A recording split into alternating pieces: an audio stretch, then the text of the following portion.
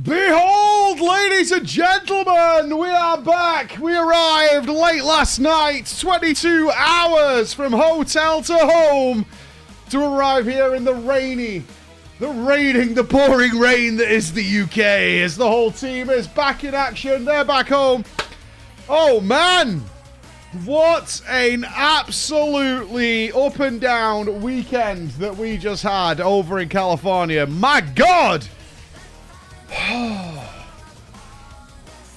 Whew. Spicy,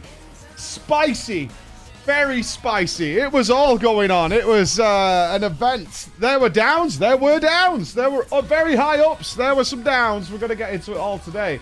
It was an adventure. It was an absolute adventure. My God. But overall, I have to say, for me, incredible. Absolutely incredible. 4 years was passed around a lot.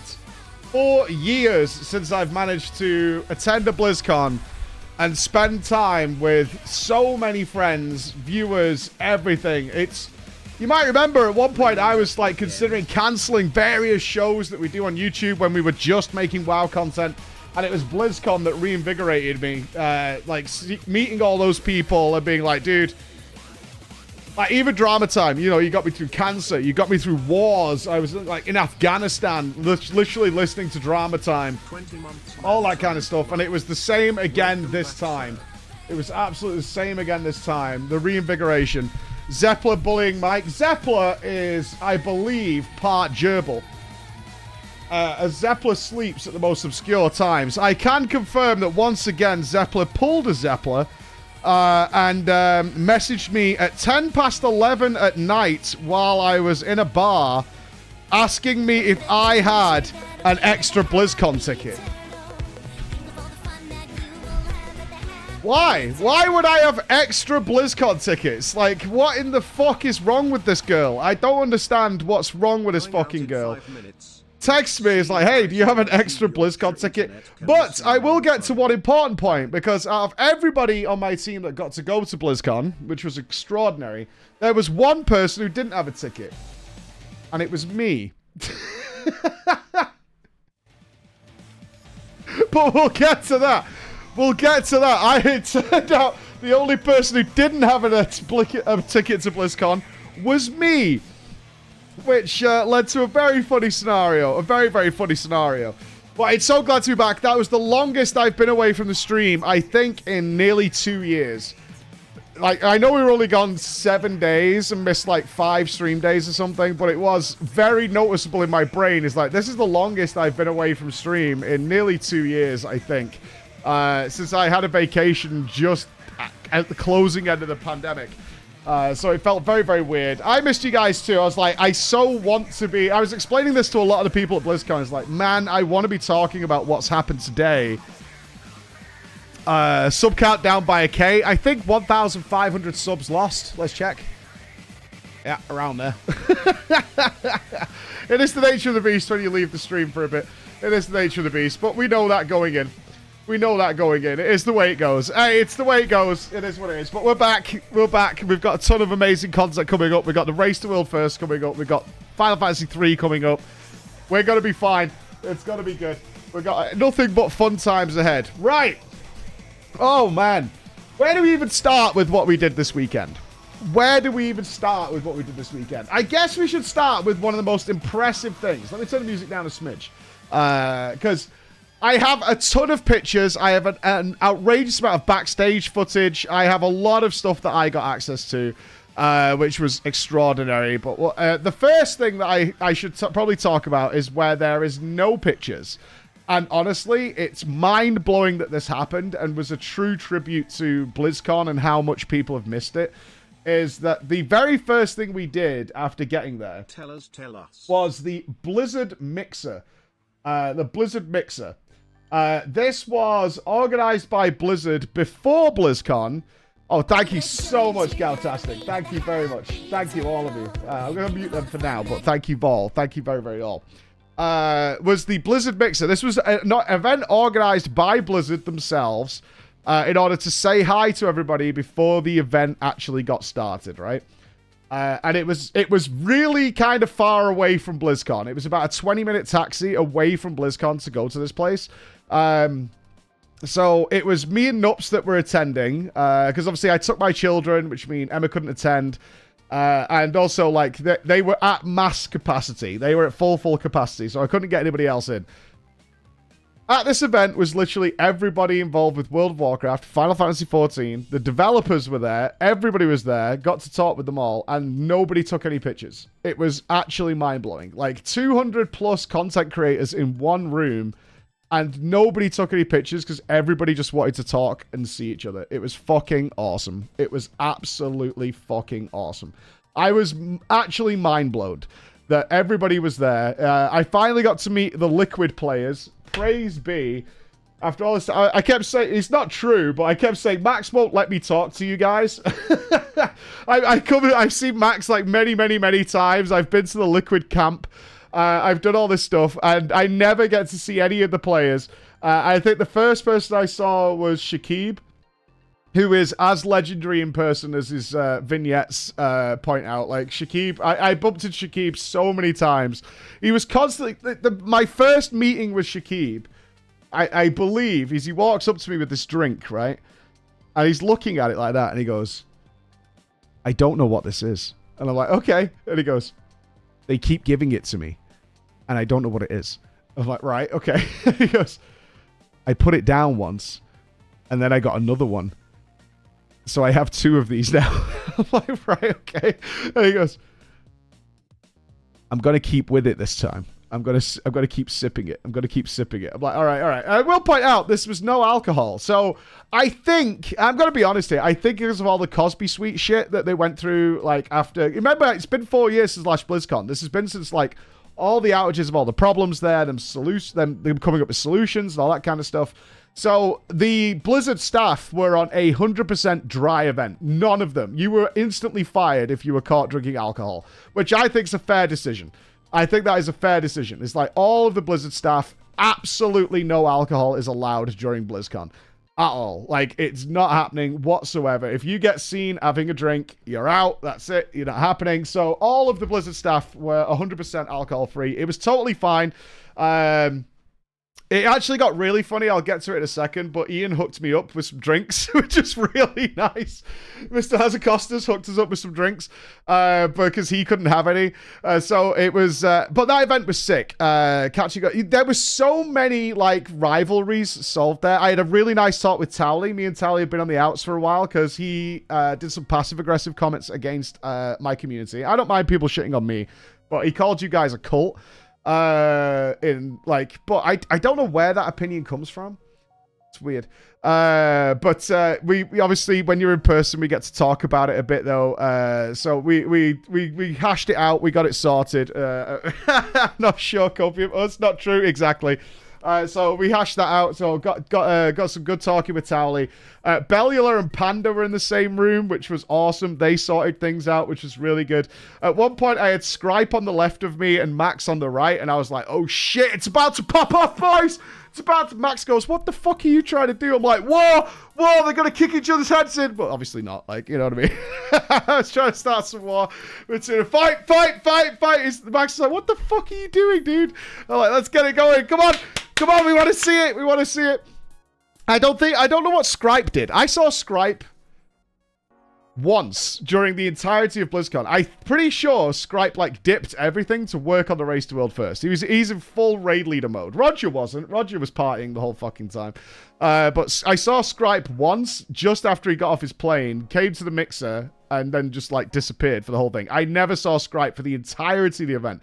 I saw the rest of the Echo players plenty of times, but as for Scribe, I don't know. But really nice. I got to talk to Fired Up, super nice dude, and a Dryny, and a bunch of the other Scott. A lot of the Liquid players were super nice to talk to. I got to meet a lot of people I've been desperate to meet at this event, like Jack Bicasting. Got to spend a lot of time with him. Aya, Nagura. I actually got to meet Nagura for the first time. Bellula was having a great time. But overall, what a great mixer event where nobody was drinking, obviously. And They put on like boba tea. They had all these like fancy non-alcoholic cocktails and shit. I ended up with bottled water. I was like, these are empty calories. If I'm going to drink something, I know I'm an idiot, but I was like, if I'm going to drink something, I want it to be alcoholic. So I just was like, can I just have water? That's all I want. I just walked around with a bottle of water. I was like, I don't want to drink like juice or sugar mocktails. Like, I don't want any of that. I was like, just give me a bottle of water and I'll be fine.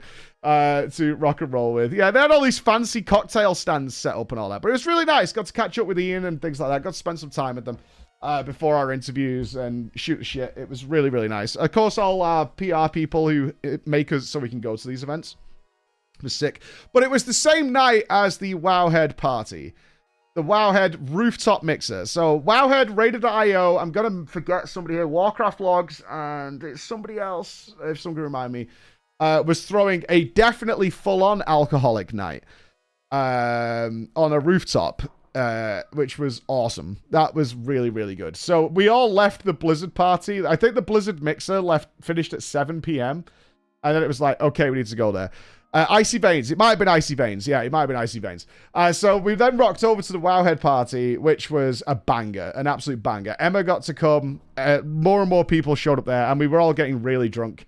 I walked in, Ian was there, which I was really surprised by, and they gave us all free drinks tokens, and I was like, Ian, this is my wife, because she didn't get to go to the Blizzard party. I was like, Ian, here's my wife, and he was like, how the fuck do you tolerate him? Like, I think that's offensive, right? I think that's offensive. It was the first person, literally, as I walked into the party, Ian was stood there, he's like, how do you tolerate this fucking guy? Right? So he then gives Emma like free drinks tokens. It's like, here, have a drink on me for what you deal with, right? That was Ian was like, here's all my free drinks tokens because he wasn't allowed to drink. So it's like, here, take all the free drinks tokens. However, the night then descended into degeneracy because it turned out Raider.io, who had invited us, Raider.io did our invites. They had given me, unknowingly, a free drinks bracelet. Out of this party, which probably housed 250 people or something, there was 10 of us who had free drinks bracelets, and 3 of them were me, Emma, and Chris that had these things. Nupss valiantly babysat my children. Big shout out to Nupss, he came to the Blizzard party, so he babysit my kids while we all went out. People then started to discover that I and Emma had free drinks bracelets. Like, over the course of the night. And we're very much asking, can you get me a drink? Can you get me a drink? Can you get me a drink? I, like, ran away from people at one point. I literally ran the fuck away. I was like, I'm getting out of here because you guys are, like, hassling me hardcore to get free drinks. The stupid thing is, I paid for several drinks because the staff weren't aware of my bracelet, and I didn't know about my bracelet either. So I bought several drinks over the course of the night, and then later on found out that I should have been getting free drinks. I was like, oh, shit. So I ended up with free drinks, which was great. It was a really nice party. We stayed there until the absolute death. Again, meeting a ton of content creators and people. It was super, super fun. And no pictures again. Nobody was taking pictures all night. Everybody just wanted to spend time just talking and chilling. Like, I got some really nice conversations with a bunch of people. Super fun night. Everybody kind of got wasted for BlizzCon. But then we get to BlizzCon itself. Right, before we get into this, I should preface this. My BlizzCon experience is not the same as everybody's BlizzCon experience. I'm very grateful for it. But I had a media pass, which meant I didn't queue for anything at all. So, but that was not the case. BlizzCon this year was different. It was different. They had changed some stuff around. Now, I think we should be clear on this without giving too much away, because I did get more information, but it was like, this is off the record. It's probably not going to stay the way it was this year. They tried some different things, and some extra organizers were involved in it, which definitely led to some hiccups. Let's put it that way. It led to some hiccups. We'll get into the details as we go through. So, first of all, I had to go and pre-register to get my pass and stuff. So the way they do it is better than FanFest, in my opinion, is you can register like 2 days before. And as we were walking to the event, they had people outside, staff with umbrellas, who were trying to direct people where to go. And that was well before you actually got to the convention center. I thought it was a good idea. They just had people on the streets who were like, hey, are you trying to register or trying to do whatever? and go into this area. Now, because we were media, we had to go in the side of the main building. I can start getting some pictures up in a second. And go and sort out. So we did that. We went in, and it was like, okay, this wonderful, wonderful guy was sat there with a bunch of people to register them. This is the day before BlizzCon. This is the morning before BlizzCon. And he goes, right, who he names? So it's like Emma, Nupss, Chris, my kids. He's like, I've got all them. What's your name? I'm like, Mike Lamb. And he goes, you're not down. I'm like, right. And then, but the guy then goes, I do know who you are. And I'm like, right. And he goes, your name's not down. Like, we've got everybody else, including my kids. They had my kids. They had Chris. They had Emma. They had Nupss. Didn't have me. And he's looking at me. And he's like, aren't you working here? I go, yeah. I said, and I just went, it's going to be really hard for me to do my meet and greet if I can't get in. He's like, yeah. So he's looking at the list, and he's like going round and round. And then we tried to call our community manager who'd organized it, but we didn't get an answer because they were really busy. And he goes, all right, look, this is what we'll do. And he literally takes off his own lanyard and gives it to me. He's like, you can have this. He says, I know you're supposed to be here. I know who you are. It's totally fine. And gives me his BlizzCon ticket. He's like, I'll sort myself out later.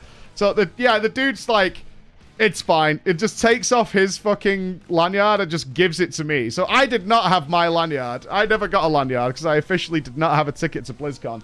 But he just went, here, you just take mine. It's all good.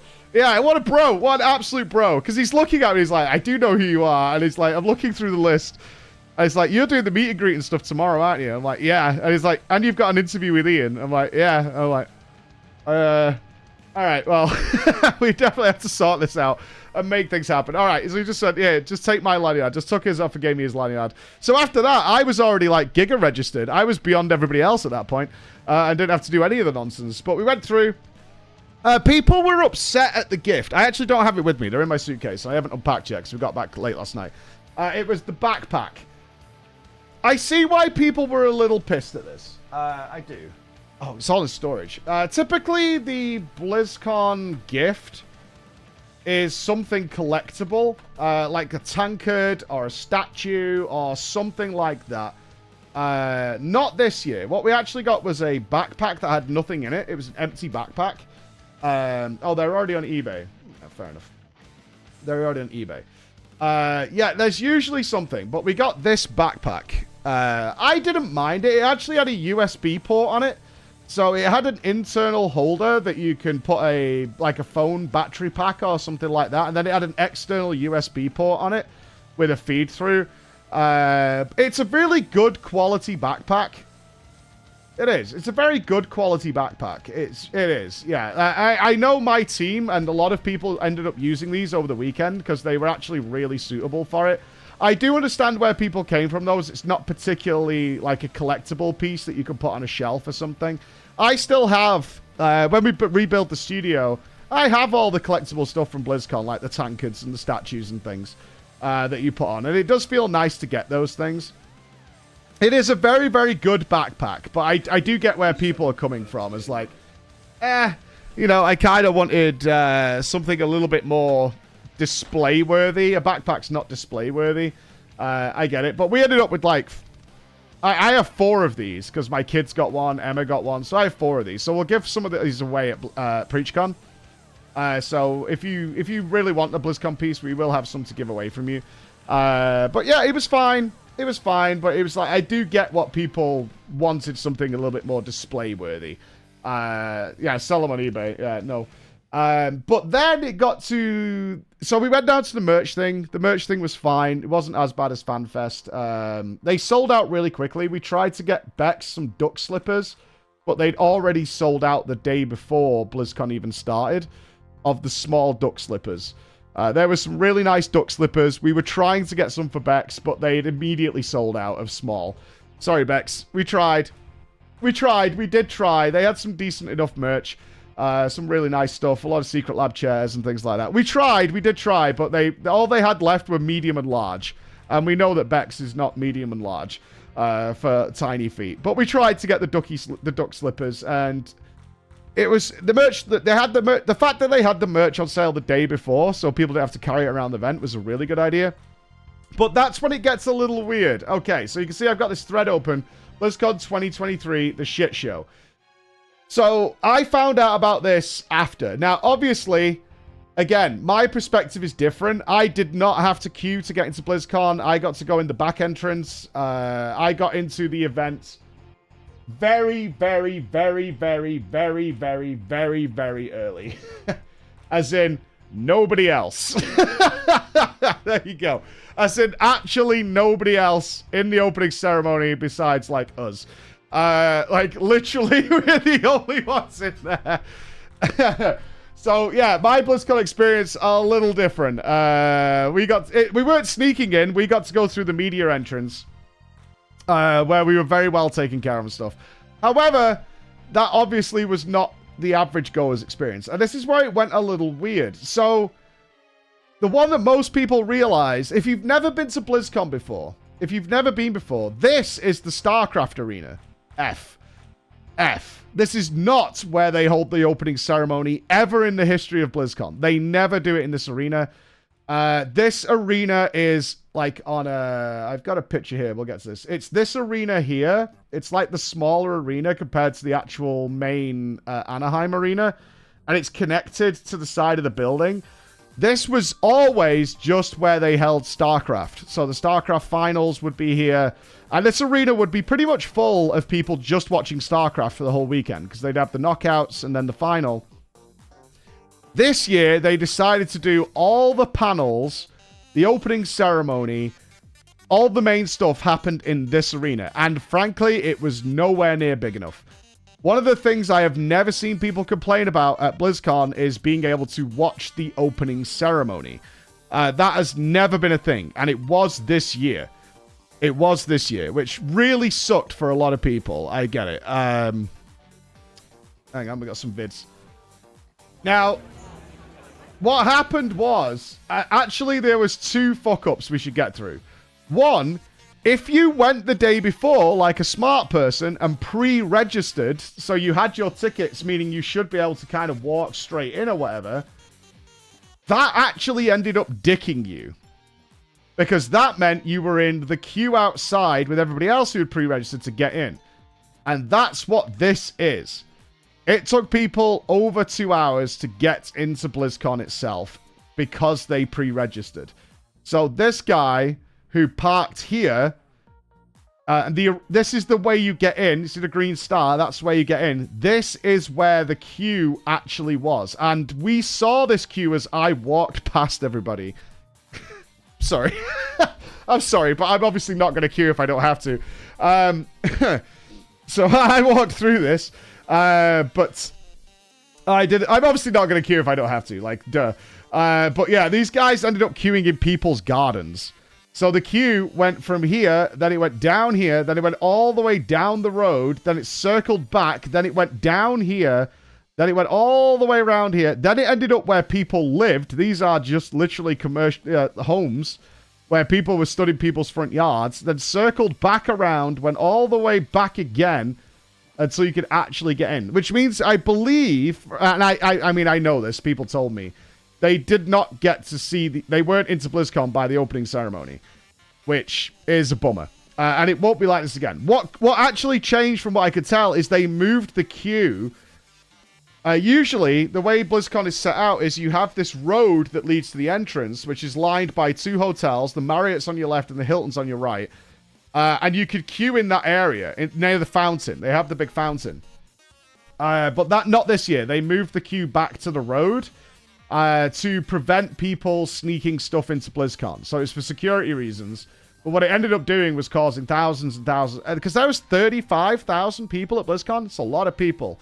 For those of you at FanFest, there was 4,000. So there's 35,000 people at BlizzCon, right? It's a massive, massive event. This is what I was saying at FanFest is it's hard to compare the two because BlizzCon is astronomically larger. Right? BlizzCon is astronomically larger to get into. So it ended up as a bummer for people getting in. And not only that, these queues maintained, because what was happening is in between panels, so let's say they had the WoW deep dive and then it was Diablo, everybody had to flood out and everybody had to get back in. And what Chris filmed here was really interesting. So we were up on the upper board, like up this high to watch everything. So we had a good view. We were in an hour before the show started, I believe. And you can see how empty it was, right? This is an hour before the opening ceremony started. The way they were doing it is they were bringing people in waves big enough to go into each section, right? So they would bring like this section in and sit them down. Then they would bring this section over here and this. So they were doing a couple of sections at once, but it's a big arena to fill. And they raffled your ability to go into the opening ceremony. They literally raffled it. You had to check if you were a winner to go into the opening ceremony. And that obviously did not accommodate groups. And it's a gamer convention. There's a lot of people who are there with their whole guilds or have gone in groups. So I might win, but that doesn't mean that Emma and Chris and my kids can get in. Right? So it was a bit of a clusterfuck. So a lot of people were like, oh, I won, but I can't get in with my guildies or whatever. So what do we do? So they then had an overflow line, which was like, if there's gaps, you can get in. So what you had was a lot of people was like, I've won to get in. Unless you're, of course, named Lame One, a.k.a. Isaac, who just was stood talking to somebody as somebody walked past letting people in and just walked in. And he was sat here. Or around here. And he texted me and he was like, I'm in. I'm like, oh, cool, you won? He went, no, but I'm in. I was like, where are you? He was like, right side. So I was like signaling with my phone. I was flashing my light. I was like, I'll signal you to see where you are. And then about 5 people started flashing back at me. So he was in that area somewhere. So what happened was, the show was like 20 minutes from starting. And they're obviously not going to delay the stream for people. And from what I could tell, from what people told me, is they just started letting everybody in. Because there was still half the arena left to fill with 20 minutes to go. So they was just like, let people in. Like, we need to get them in. The show's about to start. We can't have all these empty seats. So they just started the floodgates open and they just let everybody in. So it was very controlled for about 40 minutes. And then they let everyone. So I get why people were pissed. Right? And then it ended up, obviously, like pretty full. It was completely full by the time we started. It was totally full. My kids did not get what was going on. I lose my shit. So what they did then is you could go into the arena and watch from the various panels. And the other thing they did, and we'll get there, is they divided the games up individually. Now, if you've not been to BlizzCon, that might sound like it makes sense. So there's many halls, obviously, at this arena. There's many, many halls. They had like a Diablo hall, a World of Warcraft hall, a Hearthstone hall, a Warcraft Rumble area, and so on and so forth. Obviously, there was no Starcraft Arena. Big sadness. Big sadness. There was no Starcraft Arena. I was hoping they were going to announce Starcraft 3. They definitely felt like there was room to get it in, but that was not on the cards, as we know now, for that to happen. And they had an Overwatch arena. And each arena was great, but it very distinctly divided people up. And one of the things I always liked about BlizzCon, and some of the staff talked about this, is like, yeah, it's not going to be like this again. So I don't want people to walk away. It's like, oh, BlizzCon's a crap show now. They tried something new. There was some different organization going on. I don't think it'll stay this way. At least I know it's not staying this way. Like, they told me it's not staying this way. Everybody, it's nice when all the games are mixed together. Because if you think about, like, Heroes of the Storm and stuff, you walk past Jaina, and then you walk past Tracer. You know, like, all those things. You've got Reyna over there. You've got all these characters, and then you've got Lilith, or whatever's going on with that game. You have them all together. And that's what BlizzCon is like. Instead of it being like, I'm a Diablo fan, I'm a Warcraft fan, I'm a Starcraft fan, whatever it might be, it's a community. You're all at BlizzCon because you kind of like a lot of the Blizzard games, and they all mix them together. But this time it was very distinctly different as to what was going on. Okay, so the opening ceremony. I tweeted after this, they might as well have called this WoW 2. And, I mean, we should play, we should play this. This is... I think it was really awesome that they got Holly and John out, because when we did our visit to the Blizzard campus and we scored the interview with Holly and John, one of the biggest difficulties we had was letting you guys know who these people are and why they're fucking important. Because these are the big heads above. We talk about Ian and stuff as the game director, but these Holly and John are the big cheeses. They're both fantastic people. I had to say, a really emotional moment. And this happened like day 3, I think. The last day of the actual event.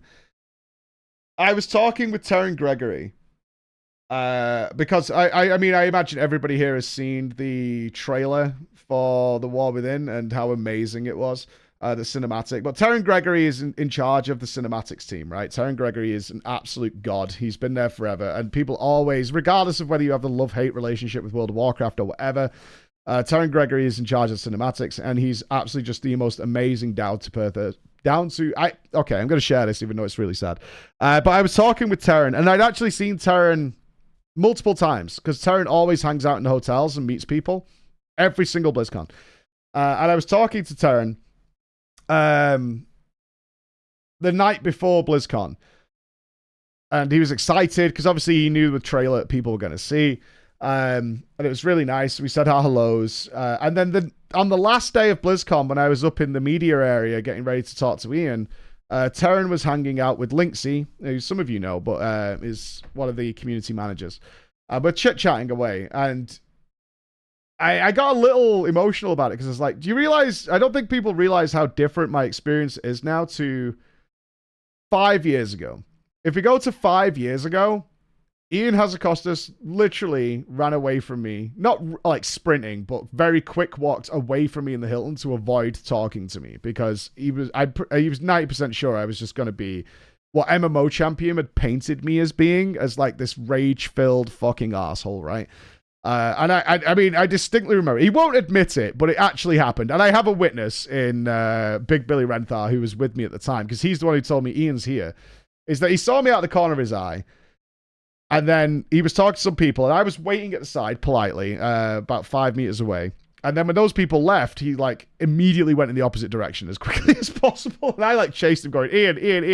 It was during, I might get the date wrong. It was during the Legion announcement BlizzCon, whenever they announced Legion. It just done the announcement for Legion. To this point now, where Holly Longdale, John Hyatt, Ian, Morgan Day, Teran Gregory are like, oh, hi, Mike. How's it going? And like, to go from there to now was a really touching moment, is to have like, because I walked upstairs and Holly was hanging out, and John was like, hey, Mike, how's it going? Right? Like, that was like, not preach, Mike. It's like, hey, Mike, how you doing? And then John said something. I don't know what this means, but I 100% confirm this happened. John Haidt went, I've heard some really good things about you this weekend. I went, what does that mean? What have I done? I was like, I don't know what that means. He said, people have been telling me some really good things about you this weekend. And I was like, I don't know what that means. I don't know what that means, but it sounds positive. So I'll take it. I'll absolutely take it. But these two are very, very important. So if you don't know, Holly was brought in charge of WoW Classic. She's been a World of Warcraft player since day one. She did queue up with to get like World of Warcraft in 2004. She's worked on she's been old school gaming for ages. Like, was a big part of RuneScape and EverQuest. Holly is an amazing person and is a true Giga nerd. An absolute mega Giga nerd. She means everything she says, and she's done amazing things for World of Warcraft. Like, Classic is as popular as it is, not just because of the players, but because of Holly's influence. Really, really good. So now she's in charge of all World of Warcraft. That's what she's doing. She's now in charge of all World of Warcraft. And then they brought John out. I asked John about this. It's like, I was so nervous because people don't know who I am, right? But John is in charge of Warcraft, whether it be the movie, Rumble, whatever it might be. That John is in charge of all that. He makes their oh, there he is. Okay. And then he came out. The last 20 years have led us to this. And for those who have yet to join us, now is the time. And who better to talk about the first step in this journey?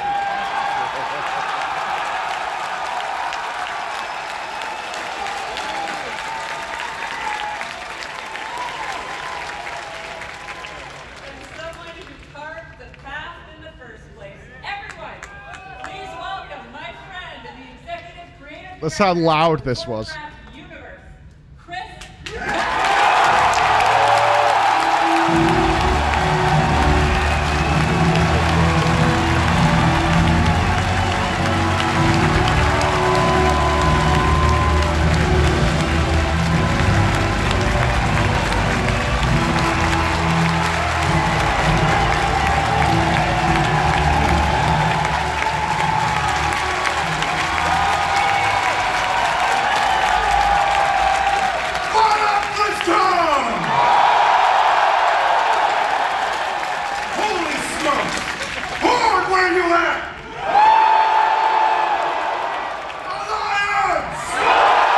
It was pretty goddamn good. It was pretty good to be in there. I did hear afterwards to the people who couldn't get in, it's like you could hear this all over like the convention center. You could hear Chris Metzen's entrance all over the damn place. I mean, it was a very Warcraft BlizzCon, I think we can all agree. Warcraft carried this BlizzCon. They did some Diablo stuff and they did some Overwatch stuff, but it was all about World of Warcraft. It had like 60% of the opening ceremony was World of Warcraft and what's coming in the future. Yeah, it was all very, basic outside of World of Warcraft. It was very Warcraft focused for the whole damn thing, which was pretty exciting. It was really awesome to watch it. It was patched up BlizzCon up until World of Warcraft, and they knew that going in. I'm so happy though. I'm not sure what came first. I did try to find out because obviously Metzen. I tried to get an interview with Metzen before BlizzCon, but he was super nervous, it turned out, about being back on stage. There was a lot of expectation on what Chris Metzen was going to do on stage. I found this out while I was at the event, because I think he was worried, and rightfully so. It's like he was making this return. The fans were obviously very, very excited. But what if he wasn't that Metzen anymore? And that's an understandable feeling. It's like, what if I'm not that guy anymore when I get out on that stage? And I'm pretty sure as soon as he said what at BlizzCon and the crowd roared that way, he was like, I'm fine, I'm good. But I heard like in the 4 weeks leading up to it, he was really nervous about people wanting him to be the Metzen that people knew coming back into this. But if you look back, obviously we're going to talk about the World Soul Saga shortly. If you look back to when we were at the Blizzard campus, during the interview with John and Holly, before Chris Metzen comes back, they're hinting at the World Soul Saga. And obviously, I can't talk about anything that's not on camera, because that's the only stuff that was okayed between me and Blizzard as to what we can share. But the plan to have this overarching story has been in the works for a while. And my personal gut feeling, I want to be clear, this is my personal opinion, is that they decided to go down this route, and I believe that is what enticed Metzen back. It's like, okay, this is what we want, this is what we need. I want to be involved and come back. I believe that's the case. The plan was we need to, and I'm going to annoy. So if you're a pure Warcraft Andy, I don't mean that in a derogatory way.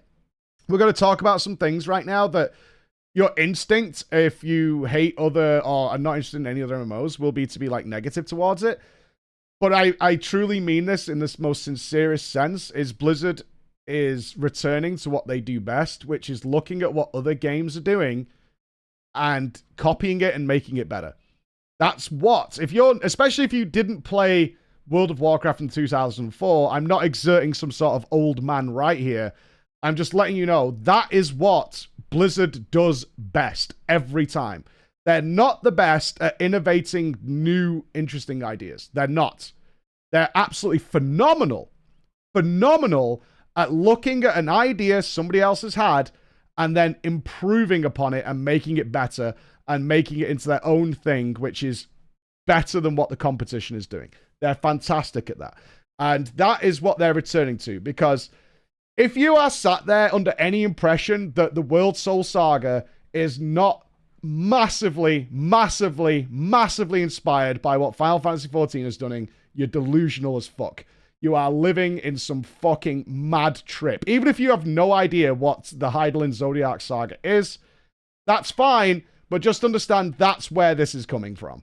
100%. And it's a good move. It's a really, really good move. An absolutely good move. It's a great idea.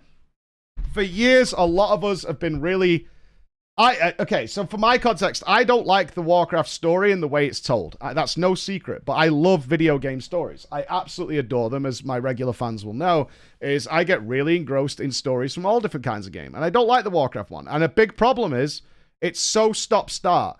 We're going from, like, Battle for Azeroth, and now we're in the Shadowlands, and now we're dealing with demons, and it's constantly, like, enclosed in this one expansion bubble, where we have, like, the jailer show up, and he's dead by the end. And it's like, who gives a fuck? Like, who gives a shit who this guy is? And we get this story that's sort of piecemealed out to us. Like, if the story makes no sense, it has no relevance to the world, outside of, like, a cutscene every 3-4 months, right? We get this little cutscene, and we can all sit and watch the cutscene, and then, like, that's about it. And there's some storytelling going on, but it's World of Warcraft. Who reads the quests? Right? Who reads the quest? Not many of us. We've been ingrained into that, you know. It's like, who reads the fucking quest? Not really happening, which is very different over in what FF14 has done, which is like, we can have all the MMO stuff, but also a story that literally brings people to tears regularly, like, and including myself, who does not make a habit of crying on stream, but I cried like 5 times during the Shadowbringers storyline, for example. So this is obviously inspired by that, and the roots of that, if you want some evidence, so it's not just my opinion, you can go back to when we were at the campus where they're talking about doing this. We need overarching story. We need characters that are people investing with. You can see me sat with Ian where we're comparing the jailer to Emmett Selk. I think we left that in the interview. I'm pretty sure we did. But, like, you know, Ian's talking about, like, it's hard to, and it is hard to get a character that our audience fears, is intimidated by, but connects with in the way World of Warcraft tells its story.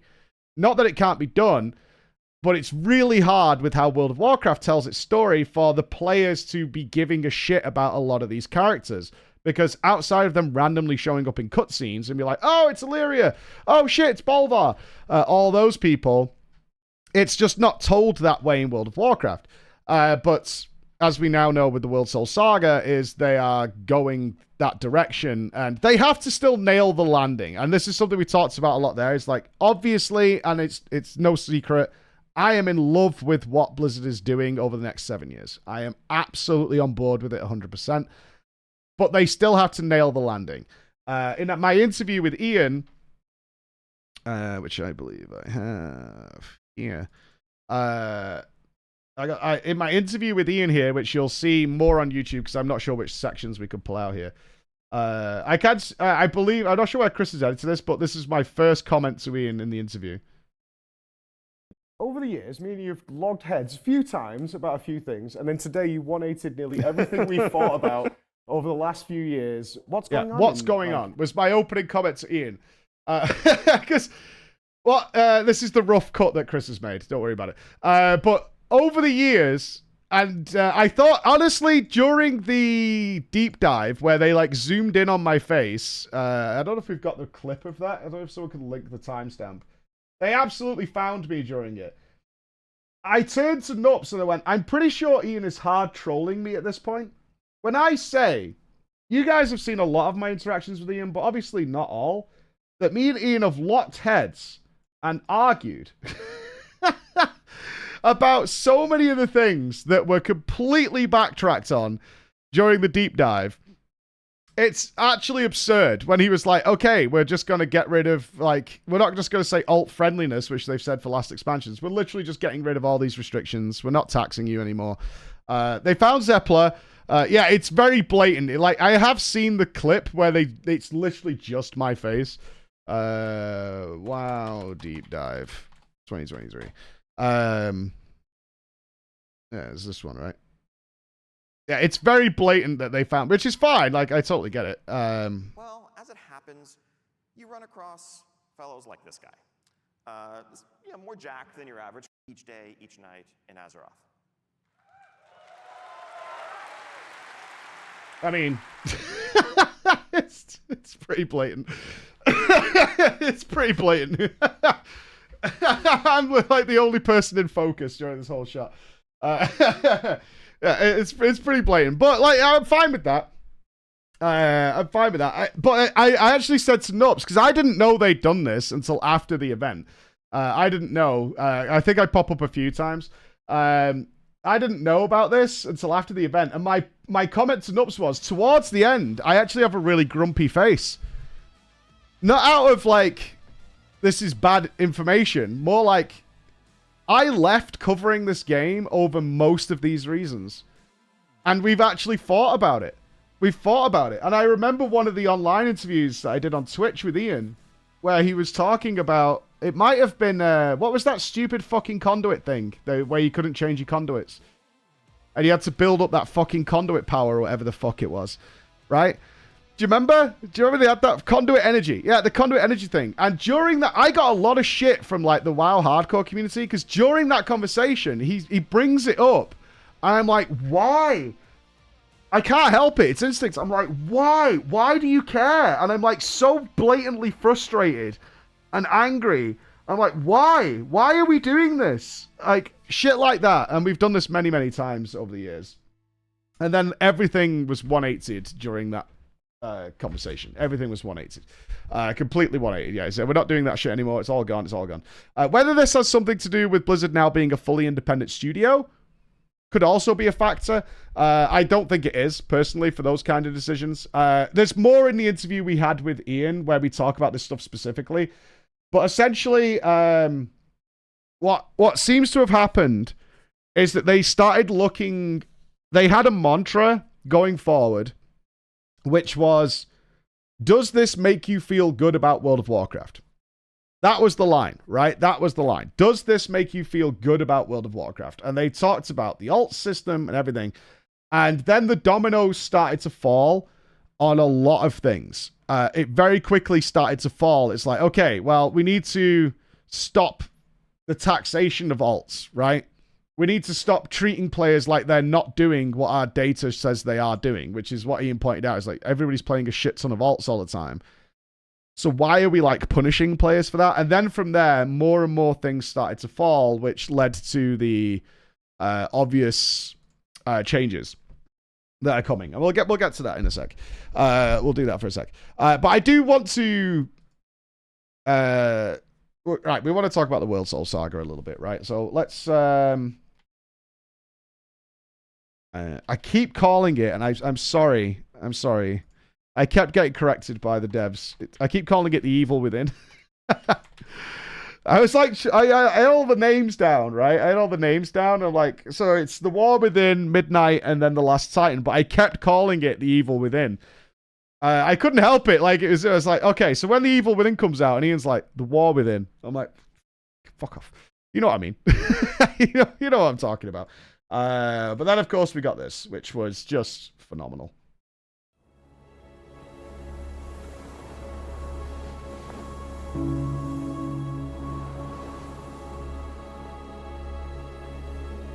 I think graphically, this is one of the best video game cutscenes ever made.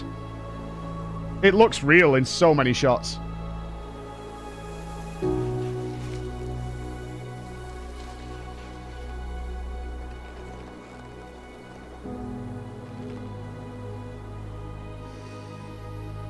Don't worry, I'll address what their plan is with the story in a sec.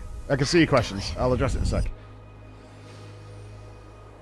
There's a point here I want to point out specifically, though.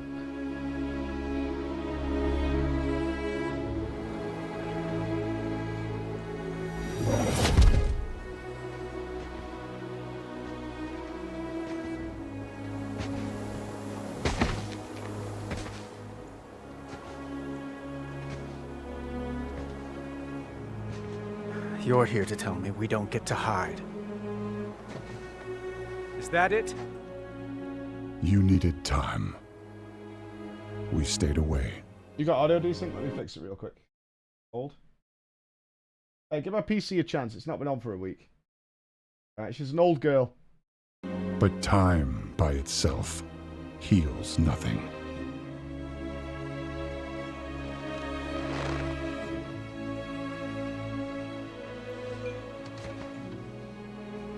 You didn't just come here for me. It's the visions. You've seen them. I loved the meme that this is what Torghast does to a suspect motherfucker. many have lately. Poor Anduin.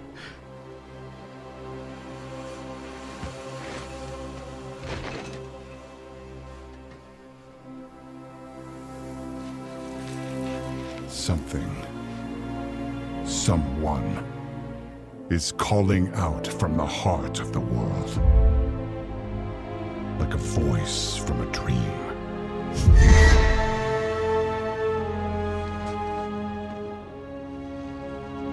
Something dark is coming, Anduin. The world needs your light again. My son.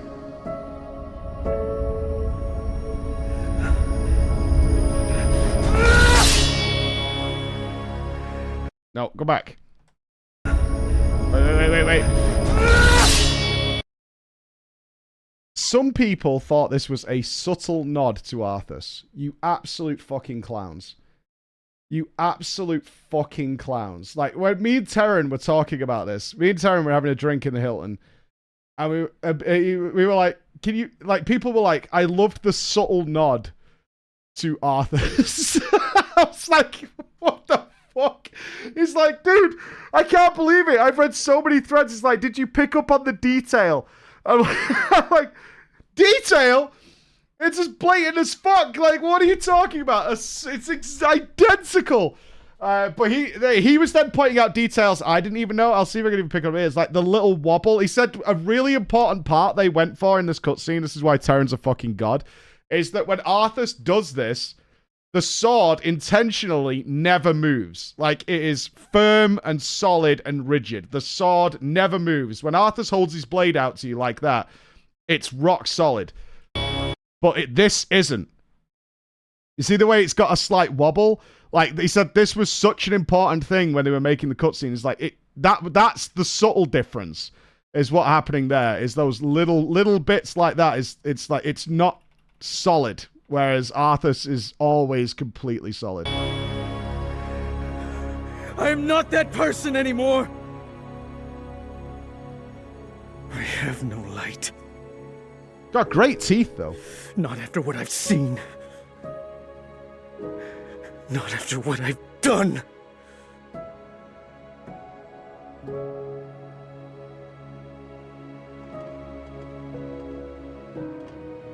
You are not your past, Anduin.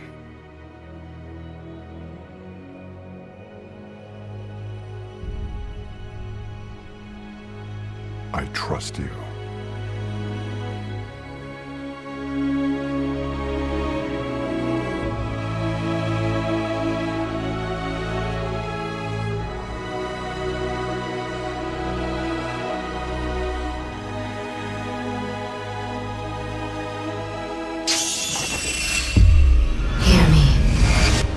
Feel me. Think of me. They're getting worse.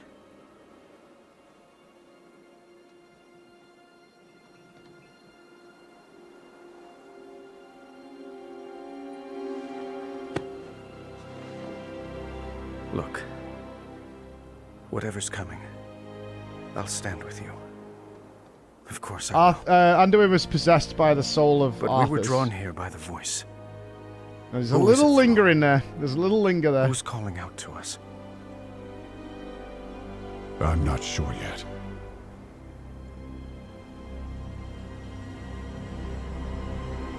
But that sword was aimed at someone.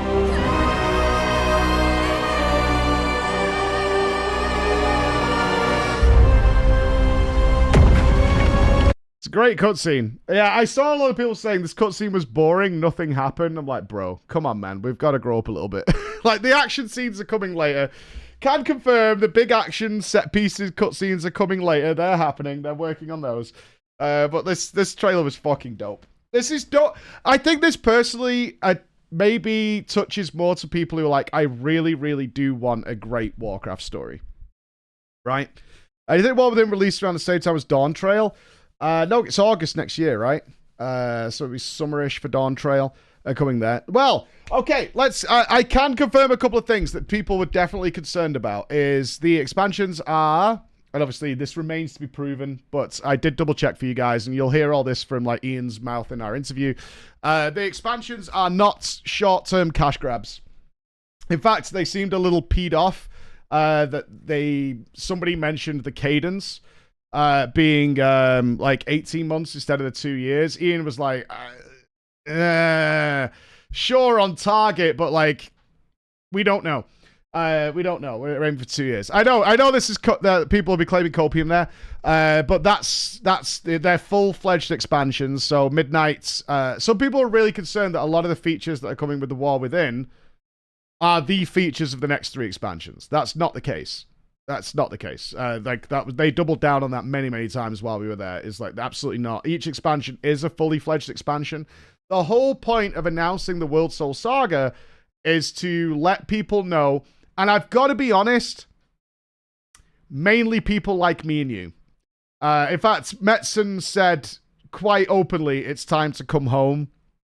They were talking to you, and I'm talking to the WoW refugees who are amongst us now.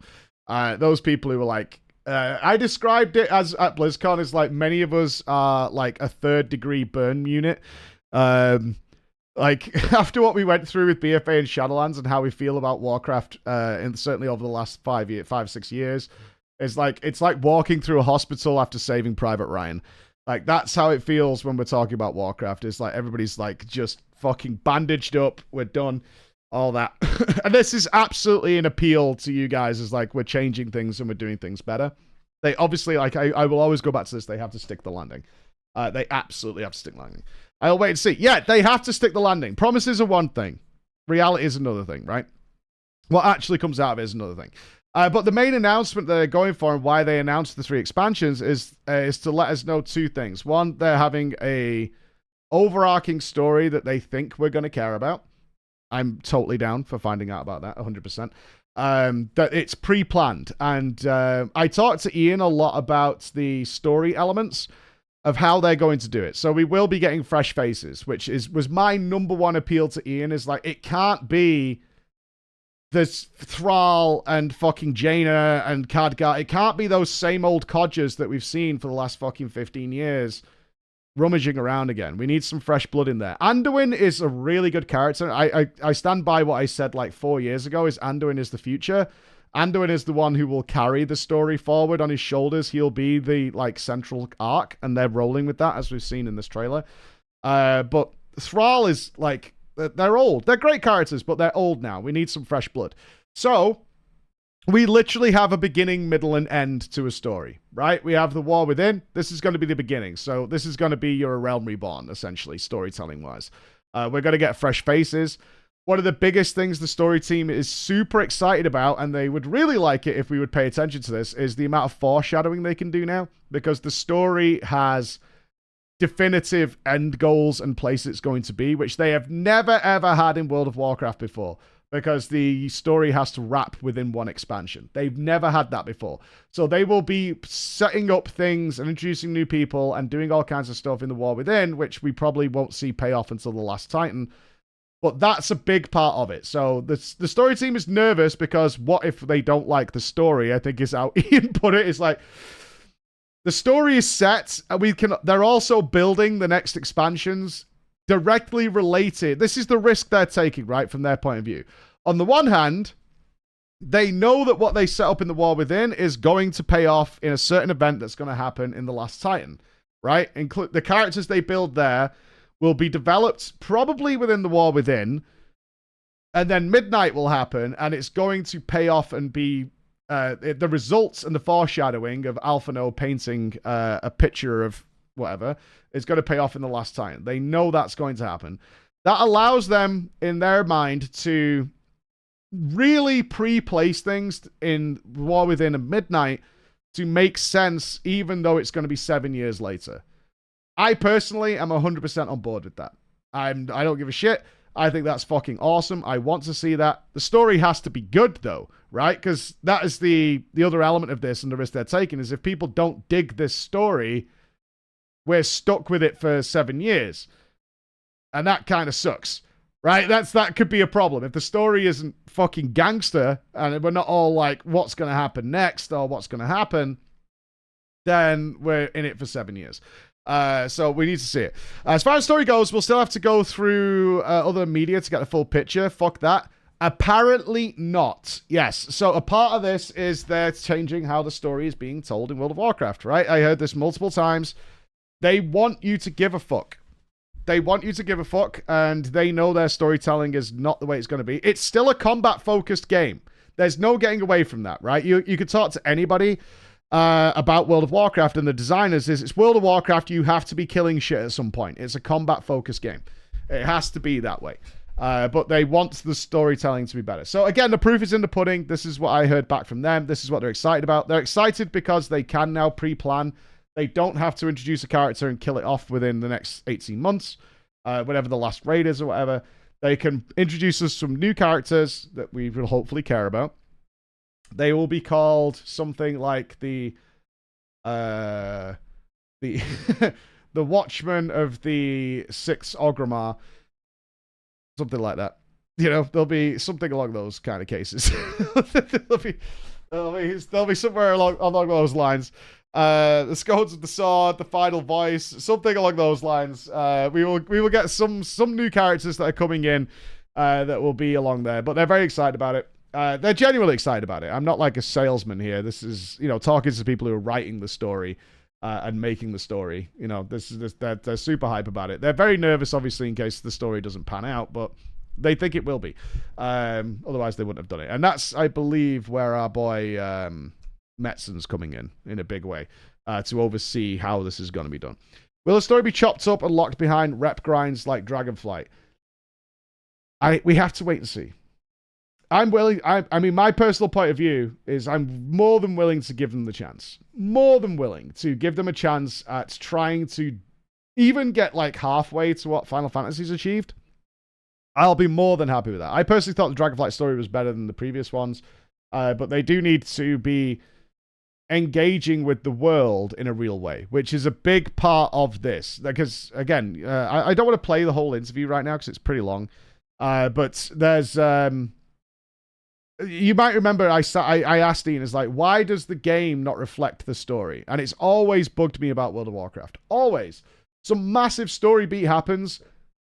Zero shit happens in the game. Zero shit. Nothing happens. We get a massive cutscene. And I always bring up Ashara as the obvious one.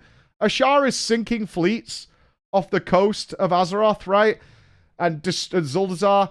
She's literally destroying fleets and fleets of ships. There's a giant fucking maelstrom that's opened up with a city below it. Yet we can sail freely between and do our island expeditions.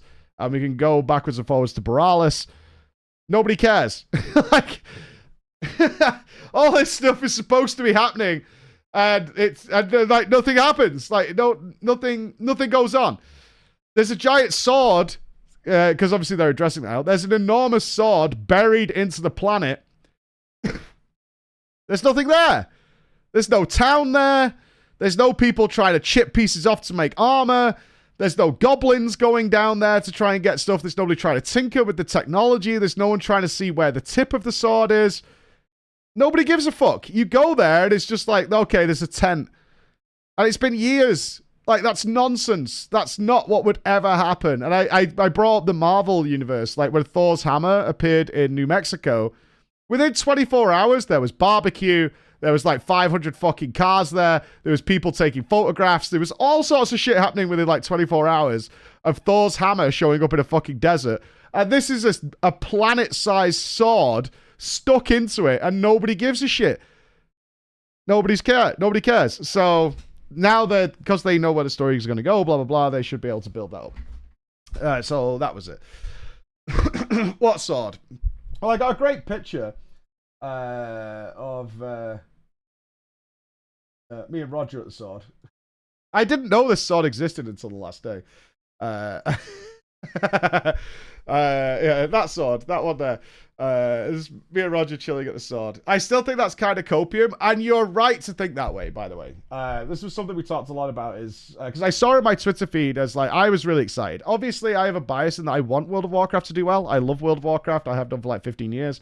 I was obviously deeply, deeply upset of how bad things had gone. Dragonflight was good and is good, but it was seasonal, so it was drop in, drop out.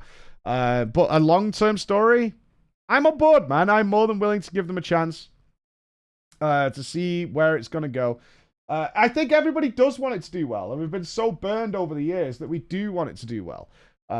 This didn't really pay off with the Tyrael wings. Neos wings. Yeah, it's like 18 years. Like, I came here from World of Warcraft to do things. And I do want it to do well. And this is ticking all my boxes. In terms of the announcements,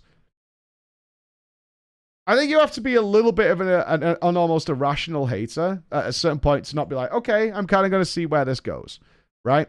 I'm kind of going to see where this goes. I'm not going to buy it day one. I'm going to see what people think. I'm going to see what comes out of it. But it's hard to say, and I did see this a lot on my Twitter, is like, none of these announcements intrigue me. I'm not sure what it'd take to intrigue you at that point. In terms to see what it's going to be.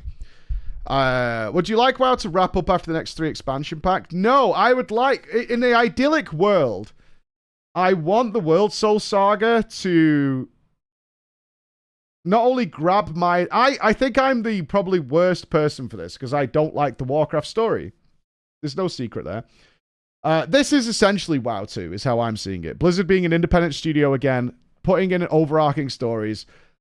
I tweeted out, it's like, they might as well have called this World of Warcraft A Realm Reborn, as far as I'm considered. Like, the way a lot of the details came out and shaped up for what they're doing, this is WoW 2. But I also don't think WoW needs updating engine and stuff. We talked a lot about this weekend. WoW is kind of timeless in its graphics. I think it looks fine. I don't think it needs anything changing. I really don't. I think it's, for an MMO, it's perfectly fine. I really don't think it looks dated. I think they've done fair. I don't think it needs like a complete overhaul or anything like that. I don't feel it needs it. Like, WoW 2 is just going to be the next evolution of the game. And this is the start of that as far as I'm concerned. This is where we're at. It's like, okay, we're getting out from under Activision. I got told that Activision weren't that involved. Bellular was like, yeah, they are doing some stuff. We've got great people there, like Holly and John. Super nice, super influential in what they're doing. Obviously Metzon's back and he's overseeing it, and he has a thirst for the original story, all that stuff. Well, we're only at the opening ceremony here. We've got a long way to go on what we're talking about, but my wife is also calling me, so give me 2 seconds, guys. You okay? I've missed a parcel. How the did you tell me it was coming? I've got headphones on and no dog. So how would I get a delivery? Right? You literally never told me there's a delivery coming. I've got noise-cancelling headphones on, and I've got no Ben to notify me of what's going on. All right, back in 1 sec, guys. I mean, there's not much I can do about that, right?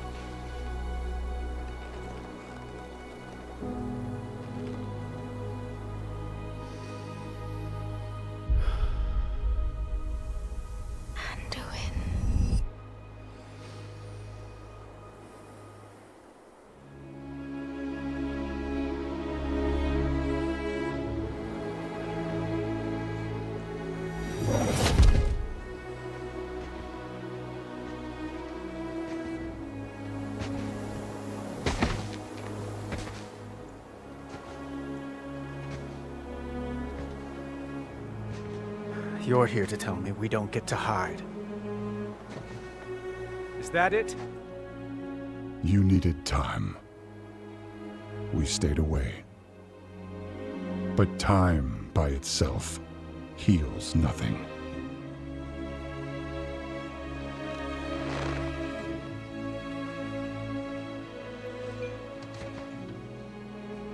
You didn't just come here for me. It's the visions. You've seen them. I suspect many have lately.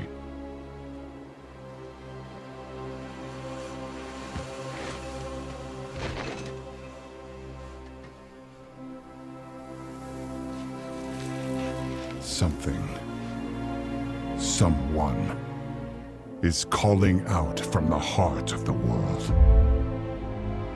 Like a voice from a dream.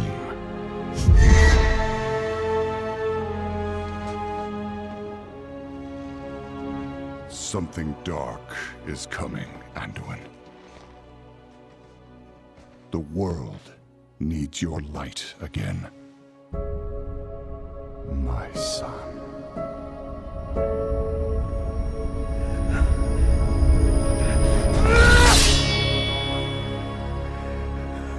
I am not that person anymore.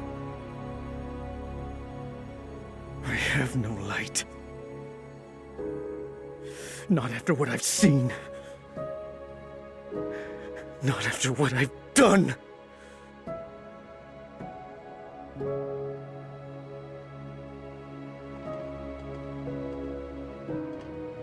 You are not your past, Anduin.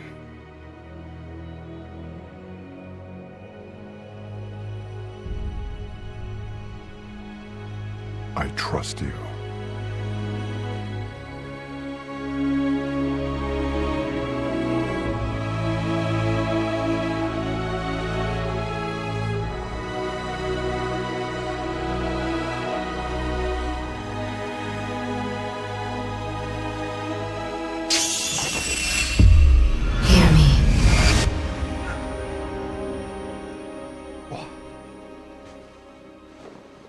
They're getting worse. Let's pause it there. It's good. Let's pause it there. Right, let's get back to it then. So, in terms of the expansions, though, they are fully fledged expansions. They're not fillers or anything. They're full-on expansions. They're just... The signal was, and they tried to reiterate this, I think, in media and interviews, is that they are letting you know about this overarching story. Again, it was like a shout out and a cry out to certainly the WoW refugees, is what we'll call them. Is that we're doing an overarching story. We've got a beginning, middle, and end. We're going to give new blood, new characters, all that kind of stuff. I'm actually more curious how the standard Warcraft audience is going to respond to it. Is that Roger Brown? Yeah, it is. It's Roger Brown. To have that happen. I think I said short hair looks like Chad. I love it. My audience in particular, and I did talk about this with the devs, are the people they're actually asking to talk to. Right? It's not the diehard Warcraft fans. That's not who this announcement was for, and it's not what Metzon was saying. World of Warcraft. It was an actual cry out to the people who left the WoW during the WoW Exodus. It was a message for you, not so much the diehard Warcraft fan. Is that is where it's going to go? Where is it? I mean, he actually said at some point, "Time to come home." Like I was like, okay. Proud defenders of Azeroth. Did he leave then? Dark. Hold. Yeah, did Holly come back out then? Yeah, let's talk about this a little bit. I think we should spend a little bit of time on this.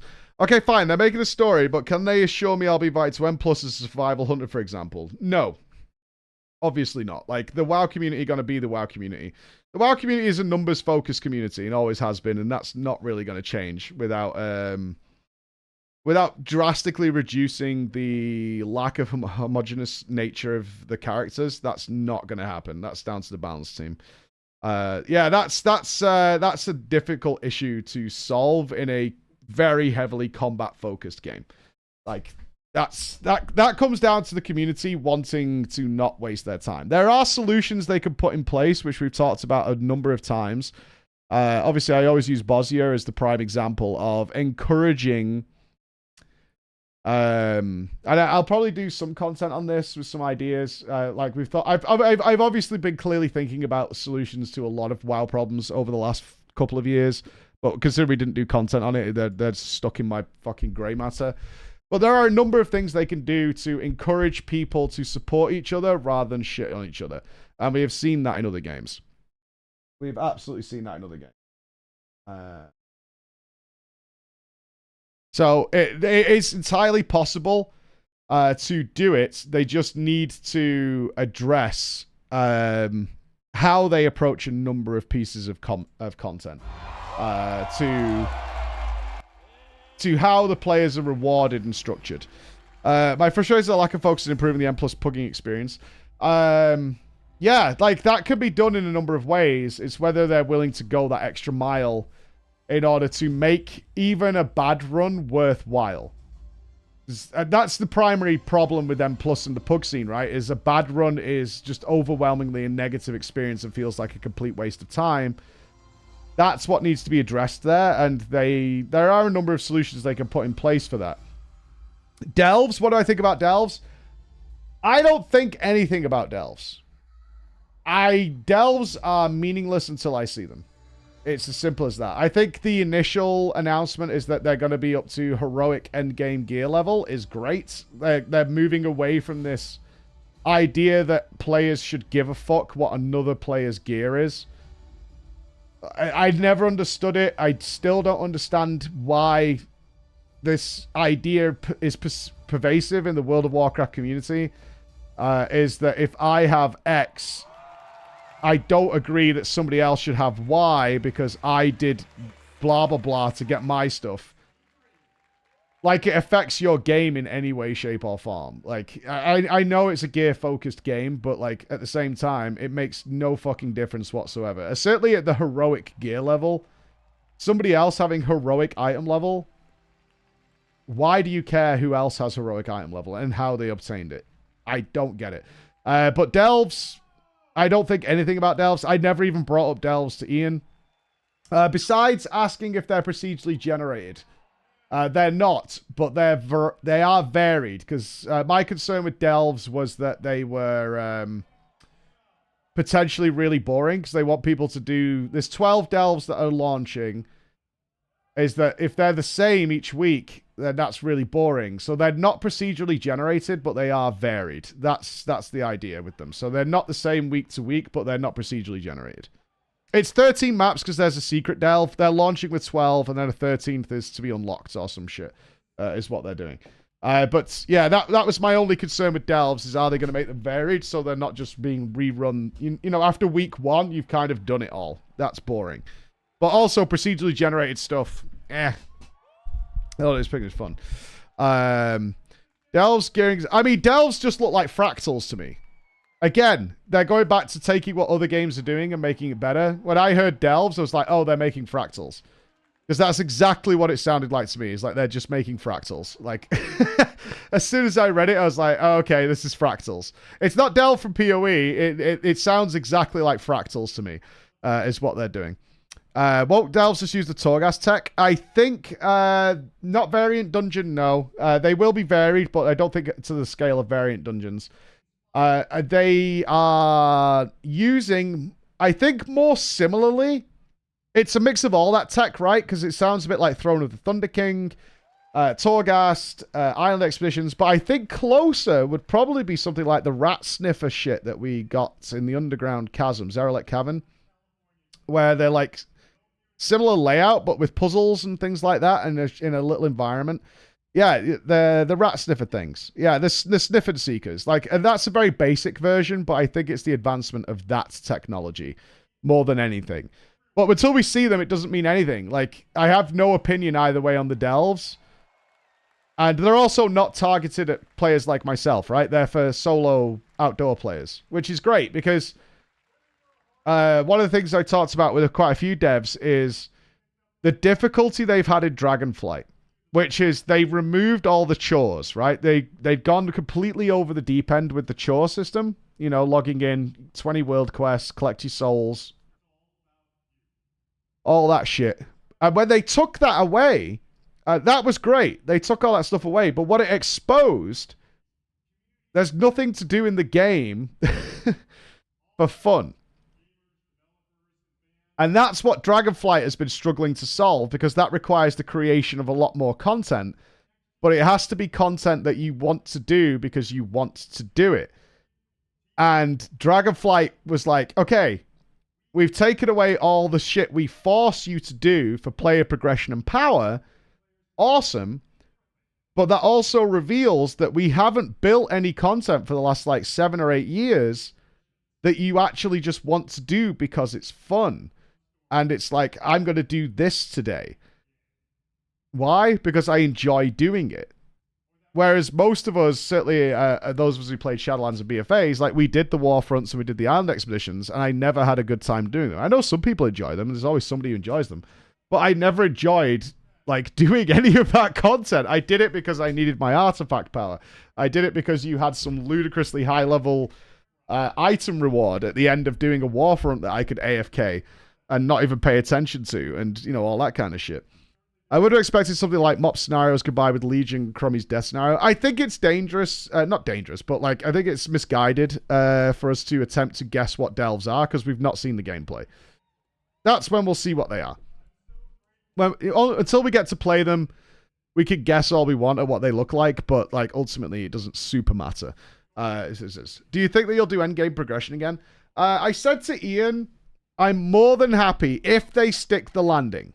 And I really do mean that. Like, everything they've announced is really good. And we've got a...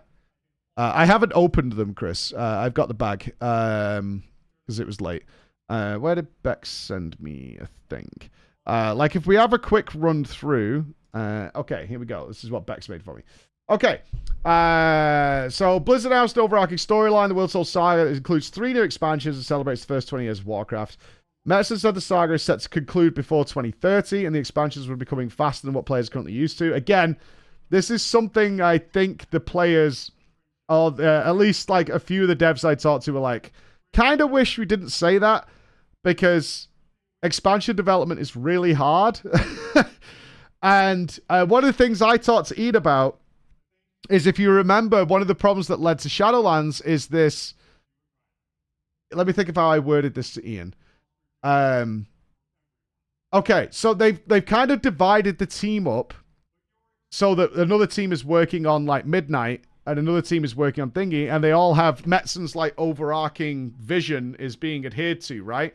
But they have the teams working on different so like one team's working on Midnight, one's working on this, and we know that led to a massive problem that culminated by Shadowlands, is that they were working on like, okay, artifact power and artifact weapons from Walls of Draenor was working really well, so we're going to advance that into Legion, or whenever Legion was, and then we're going to advance that even more into BFA and then into Shadowlands. And by that time, because they were developing that content like 2 years before we got it, the cracks and the problems with those systems didn't show until late in the expansion, but it was too late to change it, and we ended up with some horrible systems by the time we got to Shadowlands, right?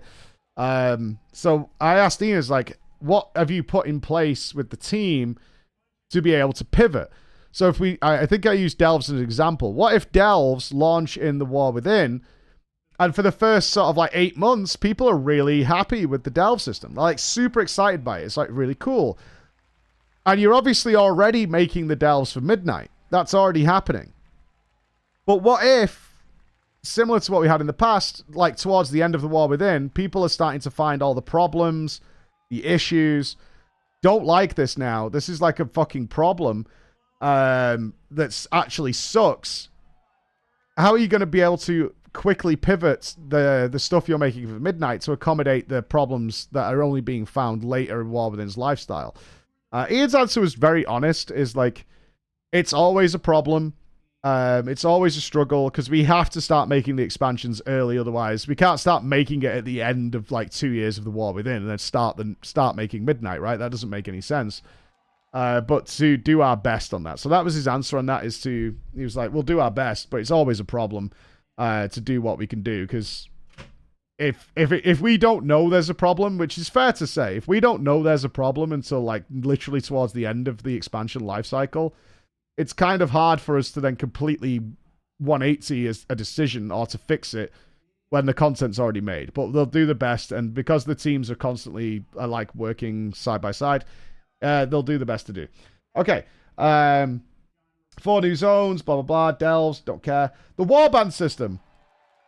I mean, I don't know how I'm supposed to pick my characters that are in my warband. I have a lot of characters who's going to be in that. But account-wide bank, thank God, mailing the system. I was actually surprised at how backwards the technology is in World of Warcraft, that they're unable to like fix the reputations from the start of the War Within. But Ian explained it as like, it's not just transferring your reputation number across all your characters. Because if you're like me, I imagine a lot of you are, I've got like Exalted on one character on one expansion. And then the next expansion I'm Exalted with everything on that character. And then another character that's Exalted with that expansion, right? I've done all the things, but I've played different mains over the course of the years. And my Exalted reputations are all over the place. But he was like, for real, it's really hard with our technology, and we brought up the backpack. Like, the backpack, trying to extend the size of the backpack was like multi-year operation to make that work. They can do it, but it also involves a lot of, what did he say? Vendor triggers, quests. Wrath of the Lich King is particularly bad because it's got a lot of phasing issues. There's a lot to be fixed with it that they have to go back and work on. They're making it. It will be every reputation. But it's going to take a while to retroactively implement that. So it's fine for stuff like Dragonflight. Like, the Renown system is totally easy to do. But for all the other stuff, it's like, we implemented so many things over the years that were tied to reputation that it's not just a case of, like, going, okay, everybody's Exalted now. Because certain characters don't have certain flags triggered on their accounts to make X and Y work. Dragon Riding's here to stay. Big shock. There was no way they were getting rid of that. And they're doing it from the start of the expansion now. Pathfinder is dead. The amount of arguments I've had with Ian about Pathfinder. Motherfucker. And he's like, yeah, Pathfinder's gone now. I'm like, good. Who liked Pathfinder? And then there's always somebody who's like, I quite enjoyed doing Pathfinder. Like, fuck off, man. I should not have to convince some fucking goblins who lived at the bottom of the ocean for 10,000 years that I'm allowed to fly in a place they've never seen before. That's so fucking moronic. And I hate it. I hate it. I absolutely fucking hate it that I've got to convince these idiots that have never seen the sky that I'm allowed to fly. Absolute nonsense. So Pathfinder's dead. Another part of it. Thank God. So moronic. Shared flight pass, whatever. The alpha. So the alpha for the world, like to bring in spring 2024. Midnight. The expansion is void themed. Return to Kel'Thalas, which was great. A lot of people are excited about that. And the Last Titan, obviously, is where we're going with it. Will the story still be behind a renowned reputation wall? Don't think so, because the story is the primary focus of the World Soul Saga. It's very story focused, which is what excited me the most, because I want to care about the story. I really do. Got a lovely picture here with Kalamazzi, which was great. Who didn't believe I knew who he was. It's like, you have no idea who I am. He was sat talking to Jack, and I went, oh shit, it's how you doing? And he goes, you don't know who I am. I'm like, I totally know who you are. We watch your videos all the time. He's like, no, you don't. And he went, what's my name then? I went, Kalamazzi. He was like, oh my god, no way. I totally didn't believe I knew who he was. I consider everything. Are you going to still do alpha beta story? I want to wait for it to go live. I'm absolutely doing it during the alpha and beta, because I think the story, certainly as the dog whistle to my audience specifically, is the most important thing for them to land for me. Like, it's crucial. It's absolutely crucial that they get it right. It's a big deal. And I know the story team is really nervous. Super nervous about how it's going to go. But it absolutely has to nail it. This is a great picture. Emma has so many selfies now with top MMO developers. It's ridiculous. Holly was super happy that I have a ginger wife and ginger children. She was so excited that I had 2 ginger children and a ginger wife. She was like, Holly was like, oh my god, you have ginger kids. You have ginger kids. Who did Emma headlock this time? No, she was much more relaxed this time. She was much more relaxed. I definitely want to give WoW a spin again. Yeah, I said 4 years. They're trying it after 2. We talked about this probably, 6 months ago, guys? It's like, it would probably be... I thought it would be about 4 years before WoW was in a position for the people who felt severely burned by it to be willing to give it another try. They're trying it after 2. But they seem to have a decent plan for it, so I'm pretty happy about it. Do you think they'll finally fire Steve Danuser? His writing sucks. I don't know about personals, and certainly if I do know about individuals, I certainly can't share on stream. I mean, there's a reason I think John said it correctly. He's like, there's a reason we trust you, which was a real, again, I had some emotional moments with them. Is that, how do I say this? I have a feeling there were things I got told and saw when I spent a week on the Blizzard campus that were absolutely misinformation. To see if it would appear on like MMO Champion or 4chan or whatever, and it didn't. And so they're pretty happy. They're pretty happy.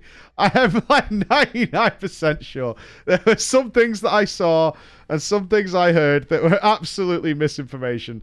And I've leaked nothing. And I said to them, like, it makes no sense for me to leak anything that I hear privately. Because what do I get? 5 minutes in the spotlight, and then we never get to do the stuff that we do for like evermore after that. With not just World of Warcraft and Blizzard, but with like Path of Exile and Squeenix and Warframe and all these companies that we like have a pretty close relationship to.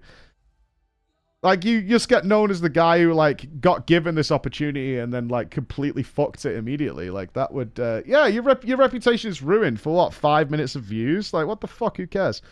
I've been clean for a few years. Barely touched Dragonflight. Most interest. I thought I was out. I thought it was free. First thing I did after BlizzCon was swear they buy the new expansion. I was actually angry. I'm not being like facetious there or saying that to be dramatic. I was angry during the deep dive. And I said this to Nupps. I was sat next to Nupps. And I went, I'm actually pissed off. Because things have been heated. Like, not in like an unfriendly way. Things have been heated between like me and some of the developers at Blizzard. Fighting tooth and nail for some of the things that they were like, oh, okay, we're doing this now. Pathfinder's gone. We're getting rid of like taxation on alts. And we're just letting you have all shared reputations and do all this kind of stuff. Like, actually like fighting against the system to understand why they were sticking to this very antiquated mentality. And part of the reason is, and Ian reiterated this, when a lot of them came into work, like Ian came in, like Halinka came in at like end of Mr. Pandaria or start of Mr. Pandaria. Ian came into the directorship role around then. He said one of the things when a lot of us started doing what we were doing is that we were kind of told the rules. And from classic MMO design, we were kind of told the rules, and we've had to stick by those rules. And that's why I said earlier about the dominoes falling on a lot of the announcements, was they went back and used the mantra, does X make you feel good about World of Warcraft? And the answer was no. Like, having to, I mean, Ian kind of memed it during the deep dive, is like having to go to, let's say I want to share my fucking Ash or whatever it's called from Torghast. So I have to farm it on my main. Then I have to go to a vendor in a certain town. And then I buy bags of the resource. I pay more for it than I'm actually going to get out of it. Then I have to go to a mailbox. I have to mail that to my alt. Then I have to open the mailbox. Then I have to log out of the game. I have to go to my alt. Then I have to open these bags and get less than what I've actually physically earned. Right? So you've earned 6,000. So in this system, you'll end up with 4,000 or whatever. And then maybe get a piece of gear that's not as good as what I had in the past. Like, does that process make you feel good? No. Like, absolutely not at all. It doesn't make you feel good whatsoever. Yeah, alt character tax. Like, I've earned this. I've done it. And now we're fully 180ing it to where you'll get these warband, bind on warbound use or whatever they're called. Bind on warbound equip. Where you'll literally get loot. I mean, we've all been there. And I do feel this probably almost kills the BOE market. Thank God. Because the BOE market, certainly the launch of an expansion, is a big deal. Oh, the $90 thing. Yeah, we'll get to that in a sec. I did talk to Ian quite extensively about the 3 days early thing. Where was I? The BOE market kind of fucking blows. Like, craftables cure that, right? Craftables and Dragonflight have kind of cured that. But it's always horrible when there's, like, BOEs or a really cool drop happens and you just can't use it. It's shit. The same with... I didn't know. I'll be honest with you guys. Because I don't care about transmog, right? And I've never done that. I didn't know you guys had to, like, farm all your armor on different armor types. I didn't know that. I legitimately had no idea. I don't do any transmog farm at all. And I was always like under the assumption that if it dropped and it was in your bags, it added it to your transmog list. I didn't know it had to be an equipable item. So when he was announcing that, I'm like, you motherfuckers have been like farming like the same instance on all your alts because you need the cloth from this one, the mail on this one, the leather on this one, the plate on this one. And then you've all been through this process, I'm sure you have, where you're like on your warrior or whatever, the cloth that you want for your priest drops on the warrior and you just can't use it. Like, that's horrendous. Absolutely horrendous. Like, that's got to be the worst feeling ever, especially when you've been farming it for so fucking long. Yeah, that's terrible. That's absolutely awful. I was like, that's nuts. The tusks. Yeah, like, I went on the characters, class-specific. Imagine raids. Yeah. Do you think the Destiny gearing for alts system would work in WoW? So if your main is Mythic gear, for example, all alts have heroic level gear. That's kind of what they're doing, right? With the Warbound equipables and shared reputation.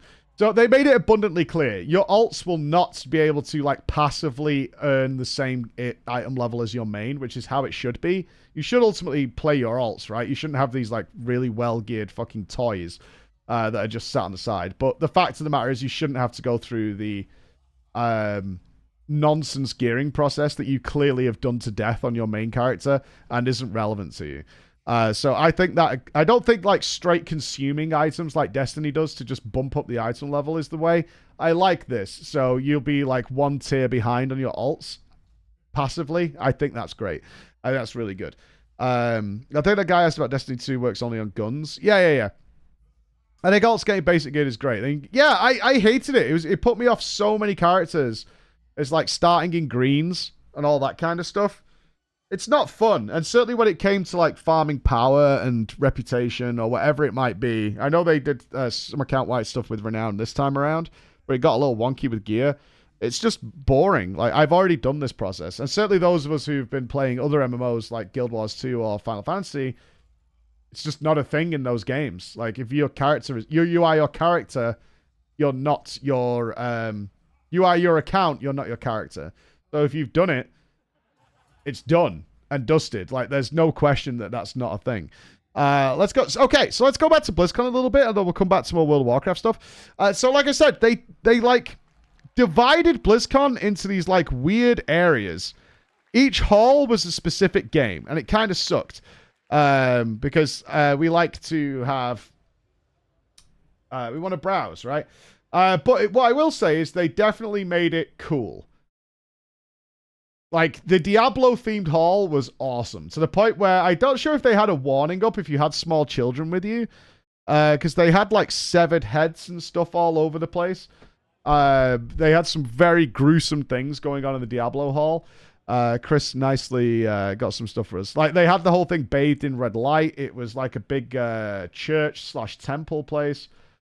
It was badass. Like, it was divided, which was the bummer, because people like all the Blizzard games. But ultimately, they were enabled to put, like, a proper theme to what was going on. So they had all the artists and stuff out. Oh, yeah, the $90 thing. All right, let's talk about this. Okay, so this was not announced to us at BlizzCon. So if you're not sure what I'm talking about, if you go to the pre-order for the War Within, not the Evil Within, Mike, the War Within. If you go to the pre-order, for the first time ever, the shop, new concept for you, the War Within, yes. So they have multiple versions. The base edition, which comes with beta access and early access dates subject to change. Where does it show the... Oh, here we go. Okay. So, you obviously get the launch of the game. You get Dragonflight, which is the new leveling experience.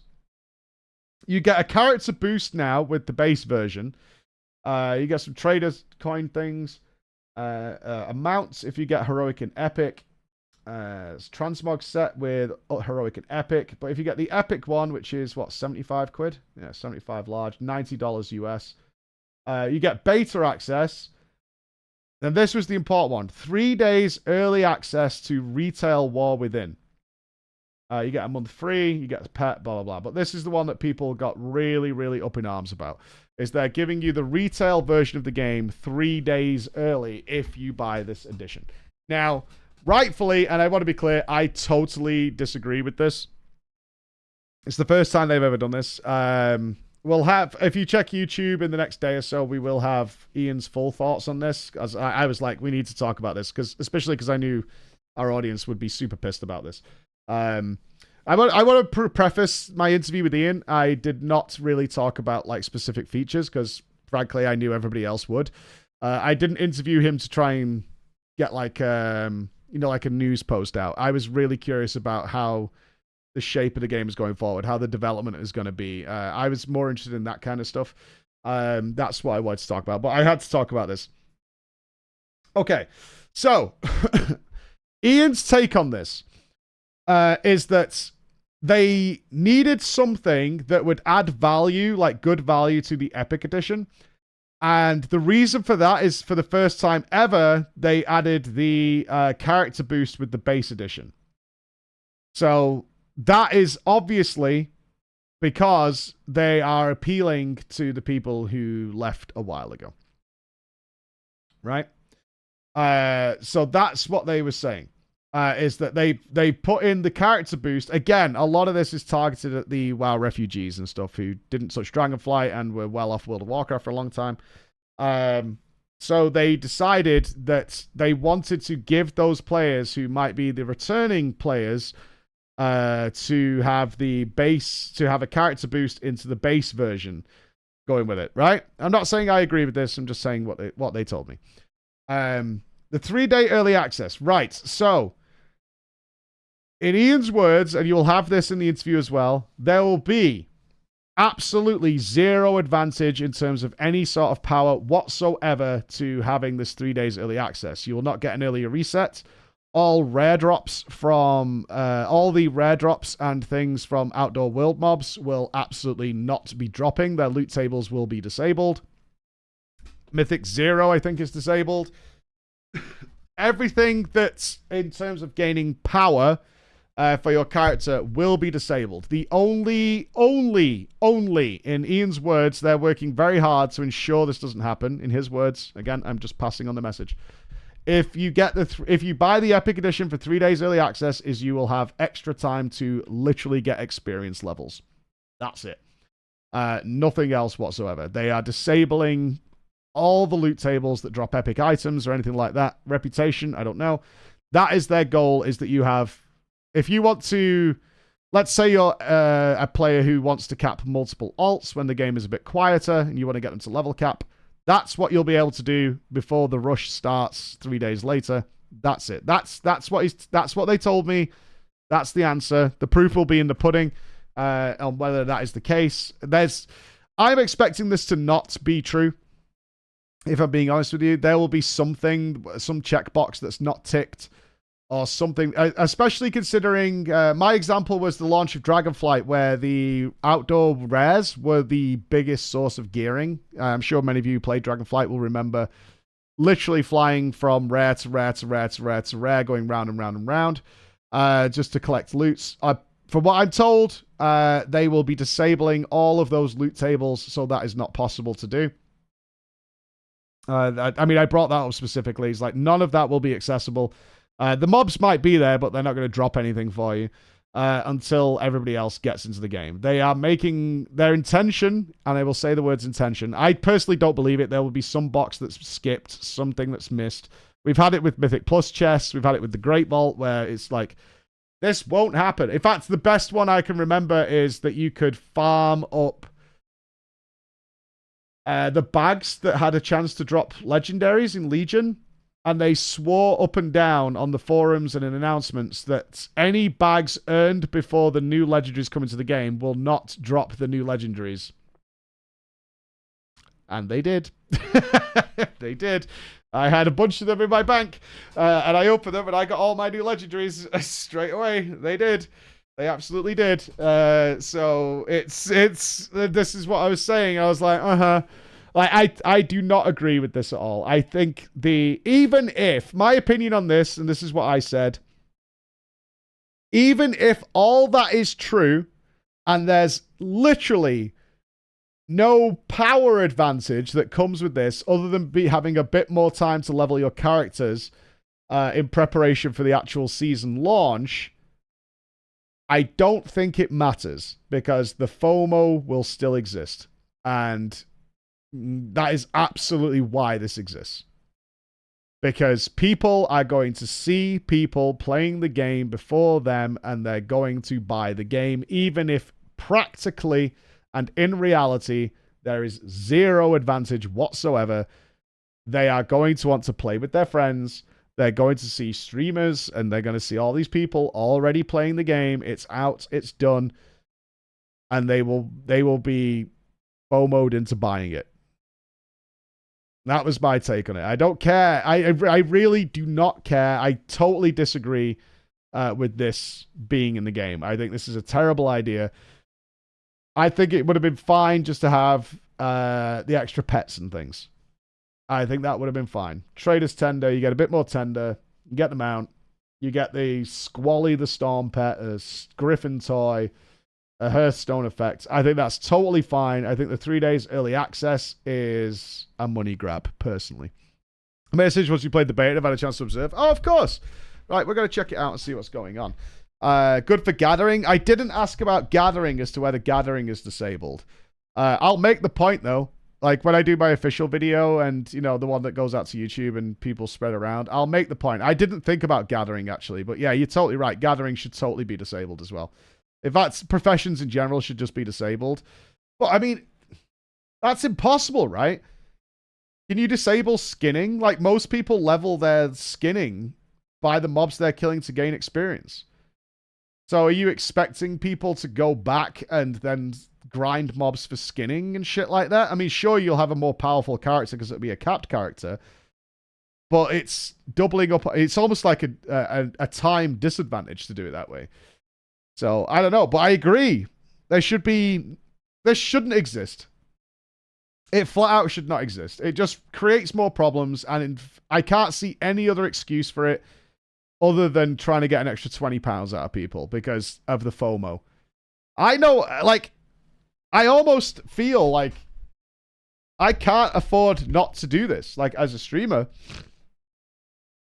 I can't afford not to do it. Excuse me, I need to blow my nose. Like, it's just not realistic. Like, in our industry, it's just not fucking realistic to, like, be like, oh, the game's out, you're playing? No, I'm going to play in 3 days. Like some sort of moral angel. Like, that's not going to happen, right? I want to play. The game's out, and I want to play it. It's as simple as that. So, I don't know. Yeah, I do totally disagree with it, though. I could only pass on the message when I asked about it, is that's what they were saying, is because we've added the character boost to the base version. We needed something more to incentivize this. I think cosmetics, Hearthstone effects, whatever, is totally fine. Same for the Race to World First players. The reality is, and it's one of those like, well, you don't need to do it, right? And we've heard that message for years and years and years in regards to like farming Torghast or all the shit you hate. It's like, you don't need to do it. It's like, well, no, I don't need to do it, but I also don't need to like do many things, but I want to do them. You understand? I want to do them, and it also makes sense to do it. It's really as simple as that. Like, it totally makes sense to do it. I don't have to do anything. I don't have to play video games at all. It's such a nonsense reason to argue against. It feels unfair. Yeah, like, my point is, realistically, it probably doesn't make a difference. Like, in terms of, like, stats on a page, it doesn't make a difference. The season won't have started. You won't gain any real advantage by doing it, but that's not the point. The point is, the game is out, and I love this game, especially like the diehard WoW fans, and I want to play.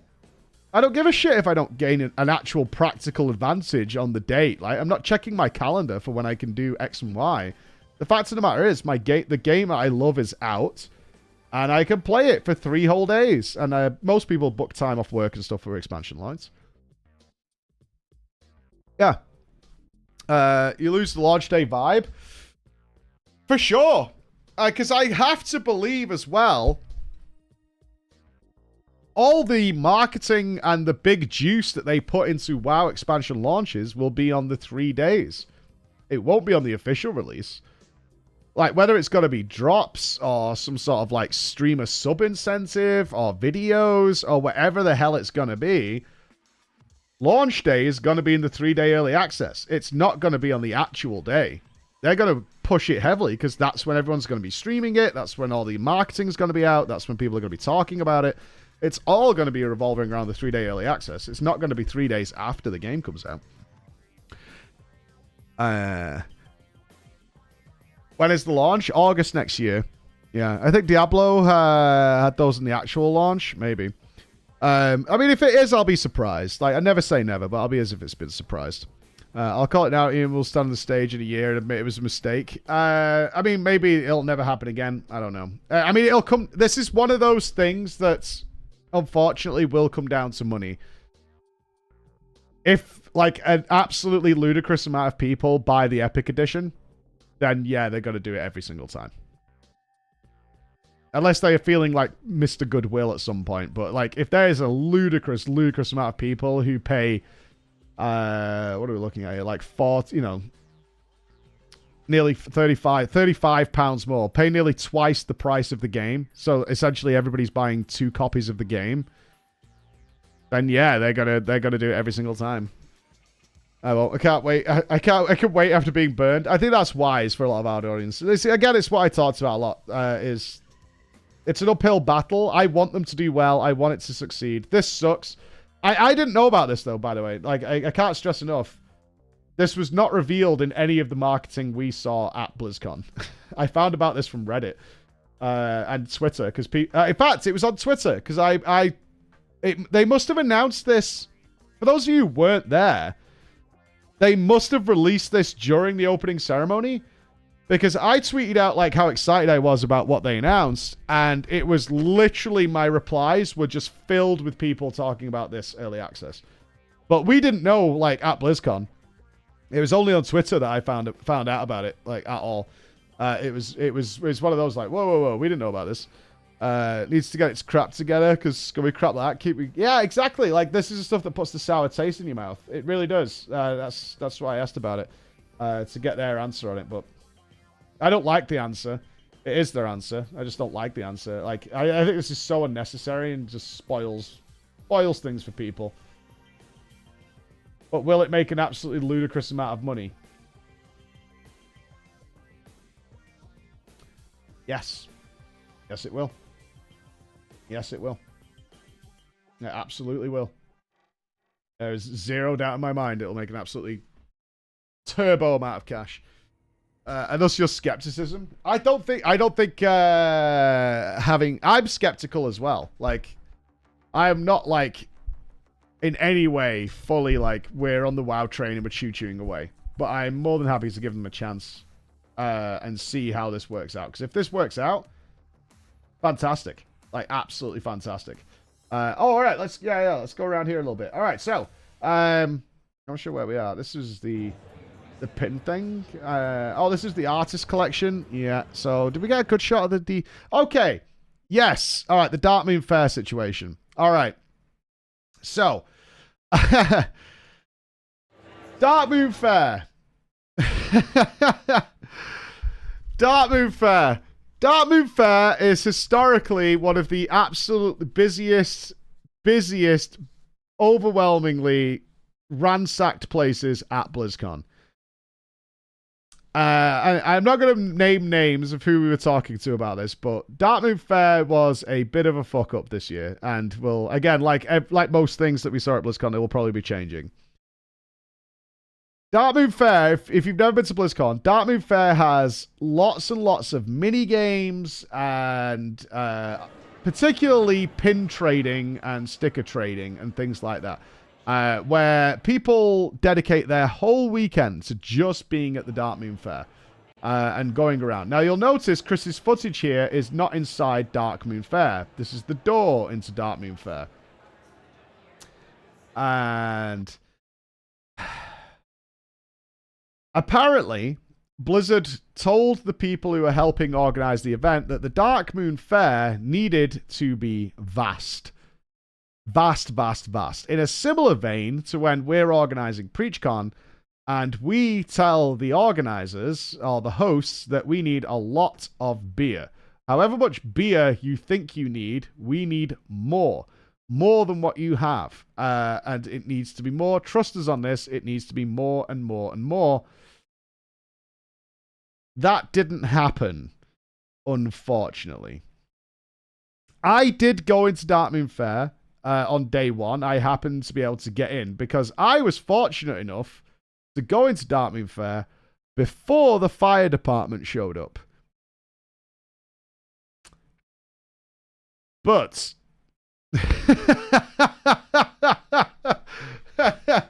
but later on in the day, the fire department did show up and kick like half the people out of Darkmoon Fair because it was extremely overcrowded in there. Extremely beyond the safety limits that were allowed at BlizzCon. Well beyond. It was, I believe the queue was an hour and a half to get into Darkmoon Fair after that. I didn't jinx it. I just strolled in because obviously you may have seen my kid absolutely demolish S-Fan at Warcraft Rumble at 8 years old. If you happen to be watching S-Fan's stream, you will have seen my 8-year-old roll S-Fan so hard that he looked legitimately pissed off. He was chilling until he realized he was actually on the back foot, and it was beautiful. I wasn't there. I was doing some stuff. Like, I didn't get, obviously I had to go off and do various things. Clippers. Have we got the clip? Someone sent it me. Hold on, I'll have to scroll up. Let me see if I can find it. Because he'd never met Emma, so Emma went, "Oh, it's yeah, I know you. I'm Preacher's wife." And he's like, "Oh shit!" And then he got convinced. Oh, here we go. Thank you. Hang on, we've got Twitch ads. Hold. Can you come over here? Thank you. Thank you. Yeah, I spoke to him in the Hilton afterwards. He was like, the amount of excuses he came out with. Your kid knew the layout. He knew the units. He knew how to outplay me. He'd beaten. I will point out, James had been rolling adults for a while. Yeah, because they had it, and I didn't even know about it until the end of the con last time. Yeah. It was kind of quiet. I think they moved it here because I think they realized nobody knew where it was. Yeah. Well, I never saw it last time, to be fair. I spent most of my time outside last time. Yeah. Oh, yes, James! Yeah. James was actually rolling a lot of adults. Yeah, he's better than me. Do you want to go against him, he said? Do I want to go against you? Okay. Let's play. I'll go over there. All right. Okay, let's see if I can... This is not my 10-year-old. Yeah, oh, that guy's pissed off as well. I didn't notice the other guy is also like mad. You? Okay. Let's play. I'll go over there. All right. Okay. He's so tilted. My 8-year-old is just clapping fools over and over again. Okay, let's see if I can... Yeah, James, please don't beat me too bad, okay? Look at this. Haha. Okay. Huge rivalry, S-Man versus Preacher's son, James, in Warcraft Rumble. This is a long-standing rivalry that we have. Okay, here we go. Face your nightmare. The face of your nightmare. Behold the face of your destroyer.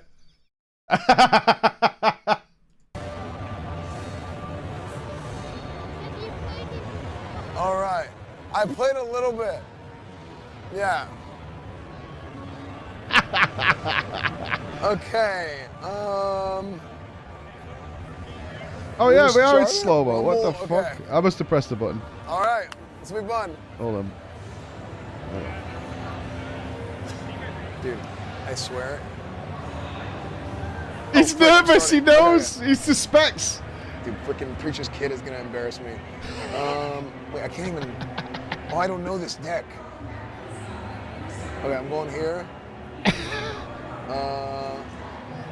I'm just gonna send them, dude. I'm gonna send them. My boys are both gamers. They might be Okay, so I'm Fortnite sending some gamers, guys but down they're there. Wait, actual attack gamers.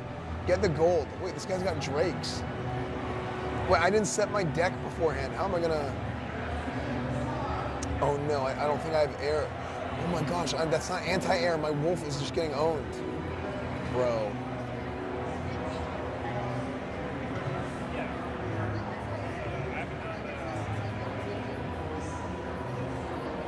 Yeah, it's a crack that is. Your kid is going to win BlizzCon next year. They're actually both transferring from Fortnite to Overwatch. They were completely sold on Overwatch. Oh, I got some damage coming Look in. how zoned in my kid is, though.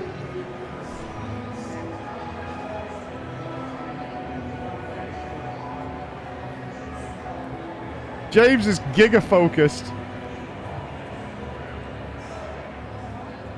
Dude, the Drakes own. I think, yeah, I'm scared he's gonna own me on the Drakes.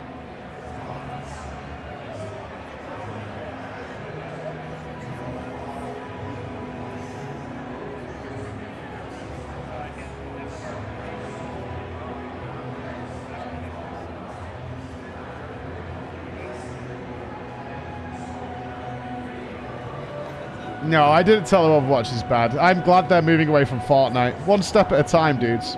One foot in front of the other to get away from Fortnite.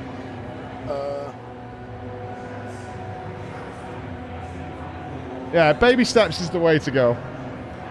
Overwatch is better than Fortnite. Like, Overwatch has got problems, but it's better than Fortnite. Oh, I was pulling out chat, sorry. Although they didn't like the new hero, and I think they said that to, like, the head of Overwatch. Go around this way. Oh, Maui, no, whatever he's called, they were like, yeah, I don't like that character.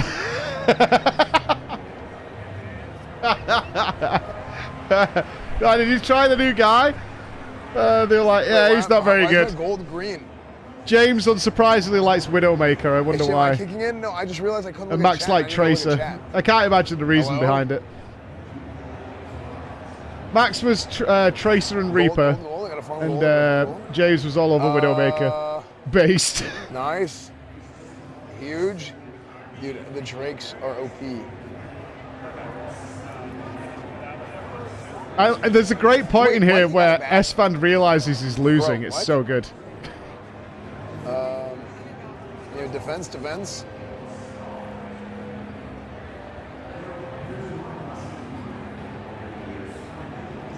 Dude, this is gonna go to overtime. It's not over.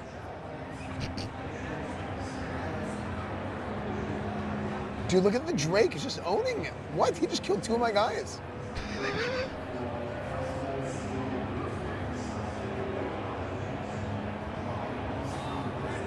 Here, gold farm.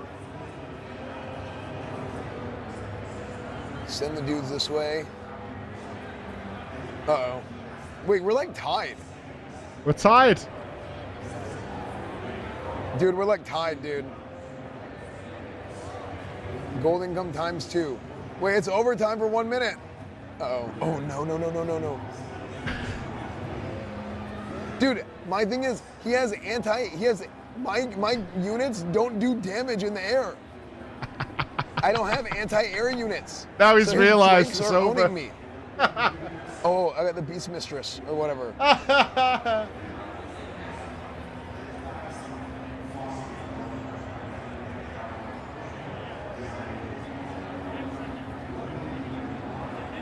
Oh no! James chilling on max energy. He's like not even asked.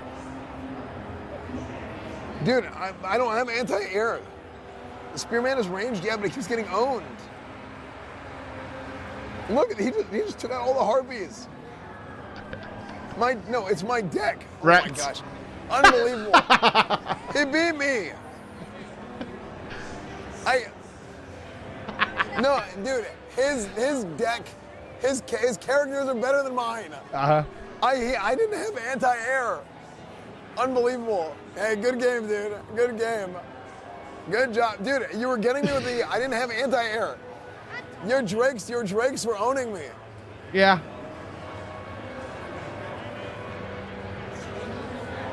Oh well. Good job, dude. That was awesome. Really good, dude. Really good. All right, we'll see you guys. Bye.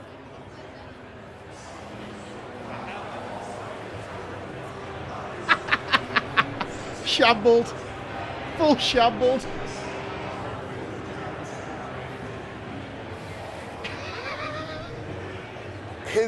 Okay, I'm gonna be 100% honest. I went easy on him. Yes, that's what happened. You know, it was obviously, I could have won if I wanted to, but, you know, unfortunately for you guys, I didn't want to. I took it easy.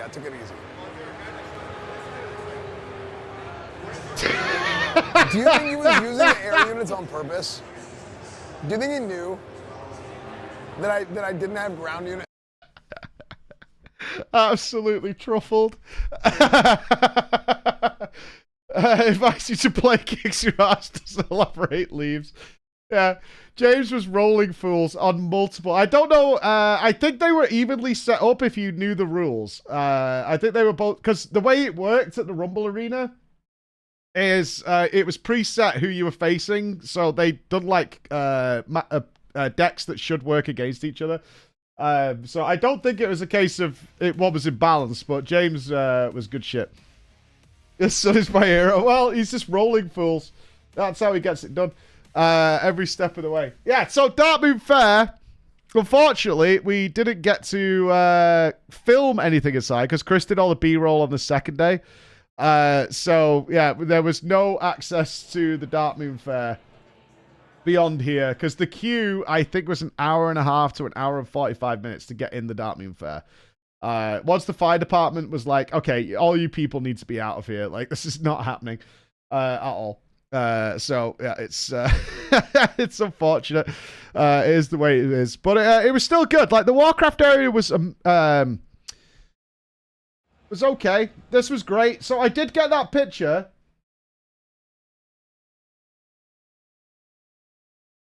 I got this was not streamer privilege. I got extraordinarily lucky to get this.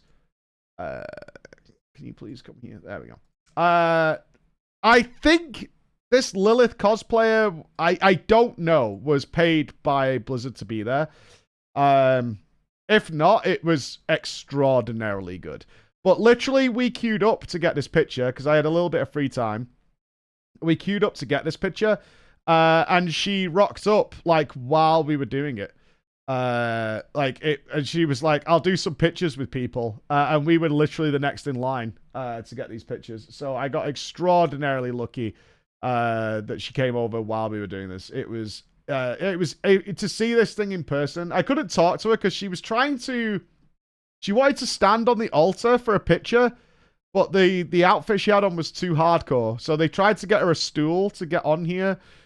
It wasn't happening. So they got her a little stool so she could stand higher up than everybody else to get it working. But yeah, it didn't quite work out. She's the cosplay winner. I did not get to go to the cosplay competition. It literally started as my interview with Ian finished. It was on the screens as I came back out into the media area. So unfortunately, and it was in the big arena. So we did not get to get in there, which was a little unfortunate. But we can watch it in a bit, yeah, for sure. I mean, I got to see some of the cosplayers. This was the temple, I think. Oh, yeah, this was the entrance into the hall. So, like the actual hall was dope. This is where they had the wings over there. So you could go and stand in front of the wings and get a picture, which came out like that. So you could have the wingies behind you, which was very cool. So then we went to... Where did we go then? The March of the Murlocs. Okay. This was horrifying. I was trying to communicate with a few people as to where we were. So I was like phone face Andy walking through the arena. And I got stopped by something and I looked up and it was like 3,000 Murlocs. And they all burgled me. I literally walked into the middle of this crowd. I was like, excuse me. And I looked up. And I was like, what the hell? And a lot of people went, preach! And then they went, blah, blah, blah, blah, and then they all joined in. And I was horrified. I went, this is fucking terrifying. I need to get the fuck out of here. I walked away. This line went all the way. Like, it kept going. There was like 2,000 or 3,000 Murlocs here for the March of the Murlocs. It must have been sweaty. I know that because it was red hot that day. It was absolutely red hot, and everybody was wearing like onesies and shit. Look, it went all the way back down to the other side of the arena. Yeah, it was like a la-la thing, but I didn't even know they were doing March of the Murlocs, and I accidentally just walked into the middle of it. And it went all the way around the arena, but it was sick. I was like, Chris, camera, we need to film this. Look, you see it went all the way down there, which is what leads to the fountain. The whole way. Yeah, full on. Yeah, I'm not sure if there's some stinky people in there. But everyone joined in. It was really fun.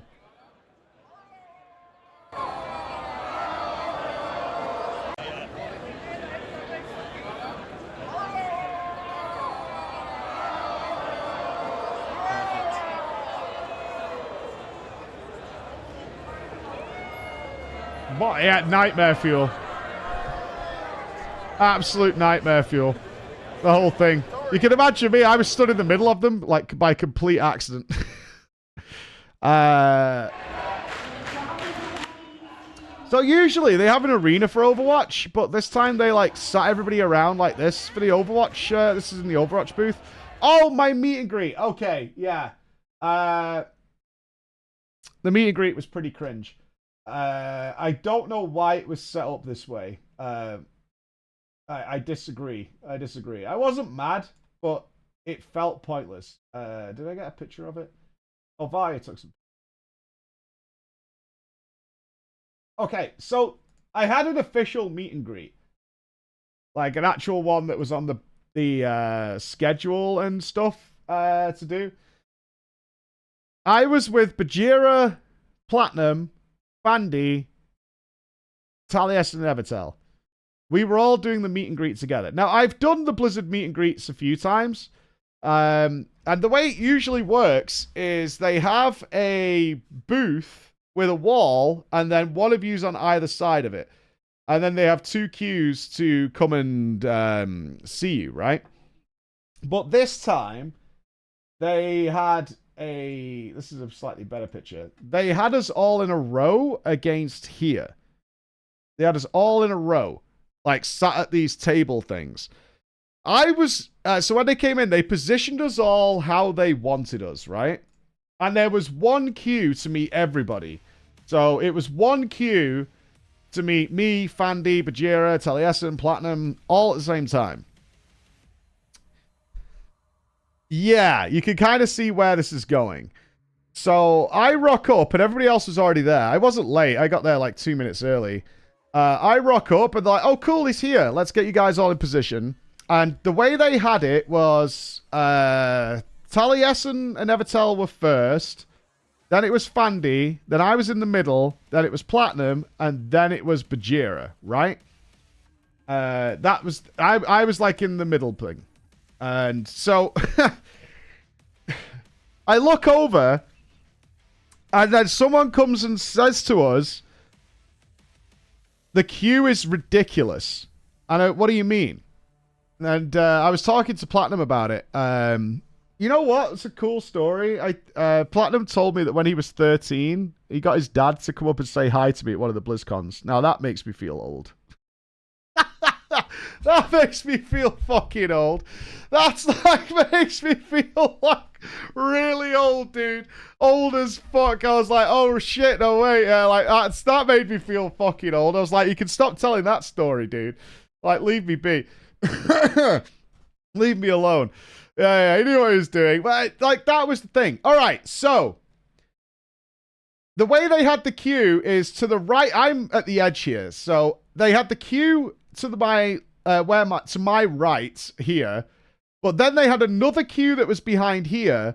And then another queue that was the overflow queue that went off into another area, which also hit the Overwatch stage. So they had another queue going somewhere else. And they had these big gaps between them. And they were moving people from one portion to the other portion. Whatever. No problem. Then it starts. And people come in and they're going down the line. And obviously people want pictures and whatever. Within the first 30 seconds, I get moved. Because I'm doing a lot of pictures. So they moved me from the middle to the edge here, right? So they're like, okay, we need you to move. So you're going to shift down here. And they put me another table on the edge.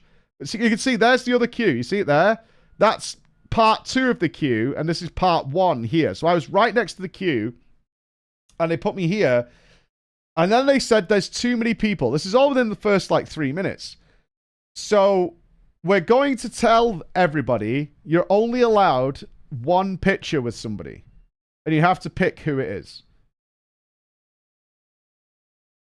This was, in my opinion, a bad move. This is what I consider to be a bad move. Because they wanted to ensure, and they had already cut the queue off. Like, I literally at 1 minute past. I got told immediately after that people came to the meet and greet and they were told you just can't, it's too late, you can't get in. As soon as it started. What this then forced people to do was play favorites. Right?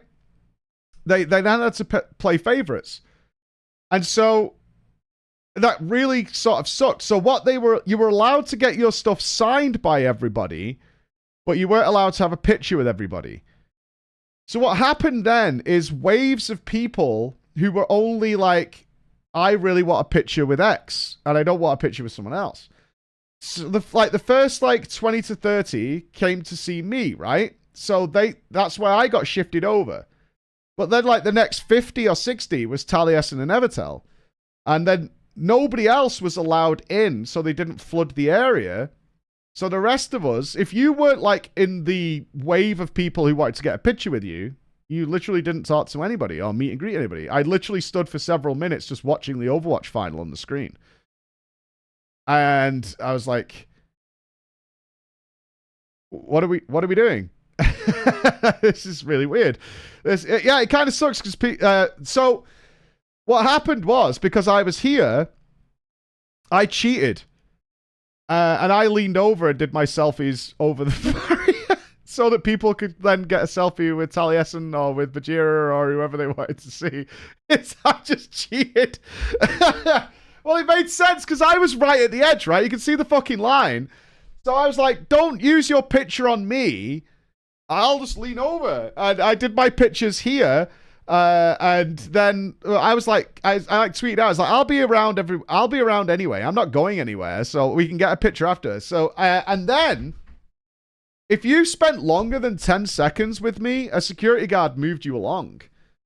And I was like, I don't dig this. This is not, I mean, anybody who's met me in real life, I want a little bit of time with you guys. I want a little bit of time. You guys have come to see me. You want to chat. I want to see how your weekend is going. But they had to get through, I don't know, maybe 1,000 people or something. So they were like, it's got to keep going. You have to keep going. You have to keep going.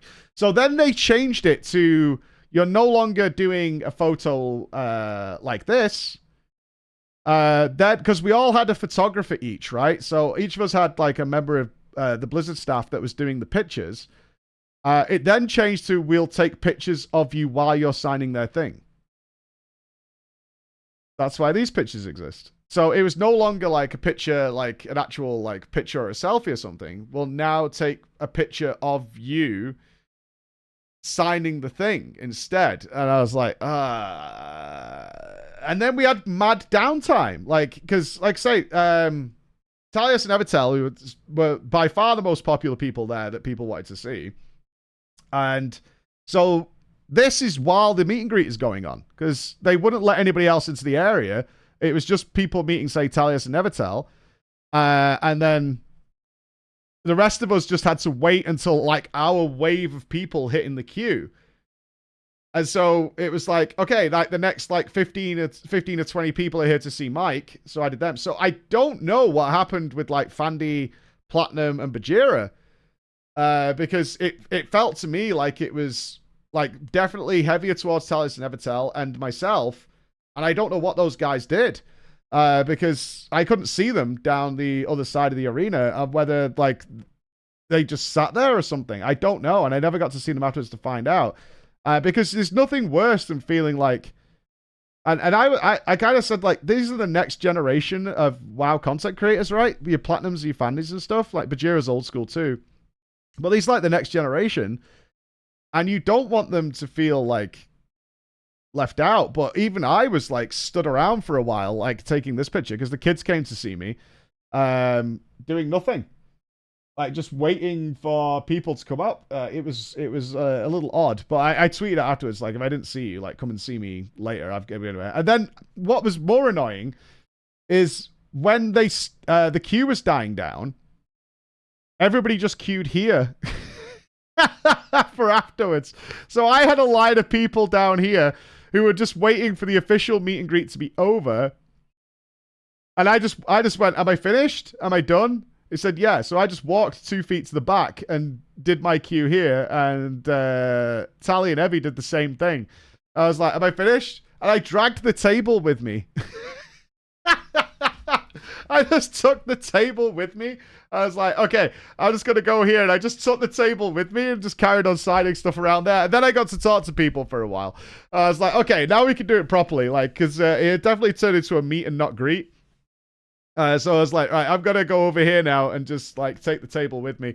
And I'll do all the signatures here, which worked out much better. Like, dude, that's not sabotaging. I don't think there was a meet and greet scheduled after us. I think we were the last day. But apparently it was the same for Max's. I'm not sure who was with Max. Because I did it on day one. I would imagine Max was the most popular person. If you had to choose who you're getting your picture with, which is why I was like, don't do that. I will see you guys outside. Like, get your picture with somebody else, and I will see you. I'm going to be around the event. I'm not scheduled to do much. I'll be floating around all over the place. Yeah, Max would have got a ton as well. So I don't know what happened with the other people who were like, okay, are we like third wheeling here? Are we just chilling? Because I literally have no idea what happened with the other content creators, of whether they just sat or whether people got extra pictures down there. I got told that no pictures were allowed. After the first 5 minutes, these pictures really weren't allowed anymore. We had to have pictures like this where I was signing stuff. And yeah, I just went behind here and did my pictures there. So yeah, it was, but then in the meantime, I was doing these pictures. So it goes. Max said it was log queue too, like 3 different queues, and he didn't like it. I don't think any of us liked it particularly. I mean, it would just be feedback for next year. It's like, do us all separate. Like, it's better. I would rather have a small queue. Like, I've been out of the WoW scene for a while, so I wasn't surprised that it wasn't like, I wasn't like the overwhelmingly popular guy there. But there was a lot of people there to see me. So we probably did like a couple of thousand people over the course of the event. But it was just odd. Like, just do us all separate. You'll be here. The way they used to do it was in the Hilton, which was better. So what they had in the Hilton is all the guys along the back wall who all had their own queue. And you could go from queue to queue to queue to queue to queue. But this one, having everybody in the queue who was there to see either me, Bajira, Taliesin, Fandy, or Platinum just didn't work at all. So a little bit of change to pick that up and make that a bit better would be nice for next time. Again, it was one of those things that they'd implemented that's probably won't stick around. But it is what it is. And I did get to meet everybody anyway, so it was fine. I stuck around for a while. Pick is cool. I like the... Oh, God. So this statue... this is in the Overwatch arena, obviously. This statue was in the canteen at Blizzard. And I know that this frame was, like, jaded and... faded and nasty. Yeah, the campus. It's in the canteen. It was in the entranceway to the canteen. And I was talking to the lady in charge of maintaining the statues. Because it was in the entranceway to the canteen, the statue has been kicked and knocked, and, you know, people touched it, and the paint's faded on it, and all that kind of stuff. Do you know how much it costs to repair this stand, the blue stand that holds Tracer up? $37,000. Because we requested specifically that it never, ever goes back in that location again. Yeah, the archives team was like, who looks after all the statues and stuff. They were like, we can't have it in that public space again because everybody touches it, got over the railing to see pictures. It had a little railing around it, but it had definitely been faded and stuff. And it's one of the original statues in there. I did like the sword statue. Yeah, I thought it was really cool. I mean, the statues are like really, really good. They're super good. One of the people I was talking to walked in to So they were horrified when they walked in because this was a seating area. Like, everybody was just sat there like, oh, God, they got to touch the statues. Please don't touch the statues. Please don't. Please don't. Oh, yeah. Oh, yeah. Okay, the raid thing. I didn't film it. So they had the... What was it called? The Guild Clash? I know Echo won all of the events, which was nice. That was cool for the boys. Oh, in fact, they're playing in the background. Okay. Right. This is actually a really good shot for this. The Guild Clash was poorly run, I would say. I think it's fair to say. This was poorly run. Let me put us over here.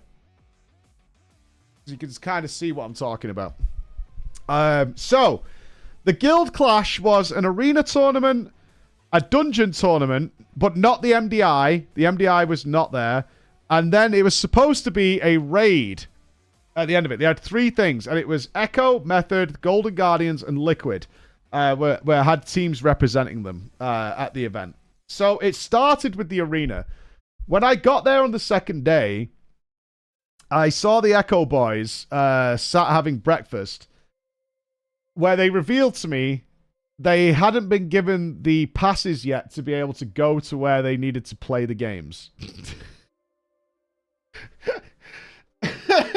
And they were sat waiting for somebody to come and give them the passes so they could actually go to where they needed to play the games. Which is just like... That's not the start you wanted to see. But the way they set this out, they had casters, because Dratnos and Tettles and a few others were casting, and obviously I'd seen the boys while I was there. This is how this worked, from what I know from talking to them. You'll see the screens in the left, right? You see them white screens down there? That's where one of the teams is playing. So they had like a raised stage with like 5 PCs, and that was them playing. On the other side of that, so they're up about like 5 feet in the air, right? And they're playing this thing. On the other side is their screen duplicated, so it only showed their play, right? So if Mirez was playing here, on the other side, you could see Mirez's screen without any sound. And it's also against the wall that you can see. So there was maybe 10 feet of space from looking at their screen to that screen with no audio and no commentary. The other team is in a mirrored version of this over in this corner behind this big screen. Where so you'd have Echo over here and say Golden Guardians over here, and you can't see what each other's doing. So if you wanted to like stand near the players and see them actually playing, but wanted to know what the actual race was looking like, you had to run backwards and forwards and watch what's going on. So I came up, I had just finished talking with Ian, and I found out that they had the big sword statue. Someone said, have you seen the sword statue? I said, no. So I was like, okay, I'm going to go and watch it. It's actually on the back of this screen here. So they're like, it's in the Warcraft hall. Go and see them. So I walked in, and then I saw, like, Frago and Mirez were sat here. I was like, oh, shit, the boys are here. Cool. Because I knew they were playing, but I didn't know the times. And they didn't know the times either. So I walk up and people are like, oh, hey, Preach, what's going on, dude? Yeah, they're playing. I was like, cool. Who's winning? They're like, we've no idea. I'm like, what? It's like, yeah, we don't know. All we can see is Echo doing the dungeon. We can't see what Golden Guardians are doing, and there's also no commentary. I'm like, right. Okay, so where's Golden Guardians? And they went, oh, they're over here on this side of the arena. I'm like, okay. So what are we doing? They're like, oh, we're watching it on our phones. So they were here, stood near the players, but watching the event on their phones in order to find out what the hell was going on. And it turned out they'd actually put up no screens besides this one to show what's going on. And the casters were in some caster booth somewhere else. So this screen is the only one where you could actually see what was happening with casters. But there was no chairs and no seating. And in fact, this backed onto the Rumble Arena. And the Darkmoon Fair is to the right, which had that 1.5 hour queue. So this area was just had everybody sat on the floor watching what was going on in this tiny ass arena. And it was easily one of the most watched things that people wanted to see at BlizzCon. certainly if you're a Warcraft fan, is you wanted to see Liquid and Echo and all those boys get against each other. But this is the only place you could fucking watch it. This is the only place, which was really grim. Because I came around the corner and they were all just sat on the floor. Were they doing the dinosaur though? No. So it was a weird decision. Again, one of those changes they made to BlizzCon this year that I don't think will stick. Because usually you have the war thing. Oh, you got a picture, Mike. Oh, cool. Yeah. This was the Warcraft guild clash.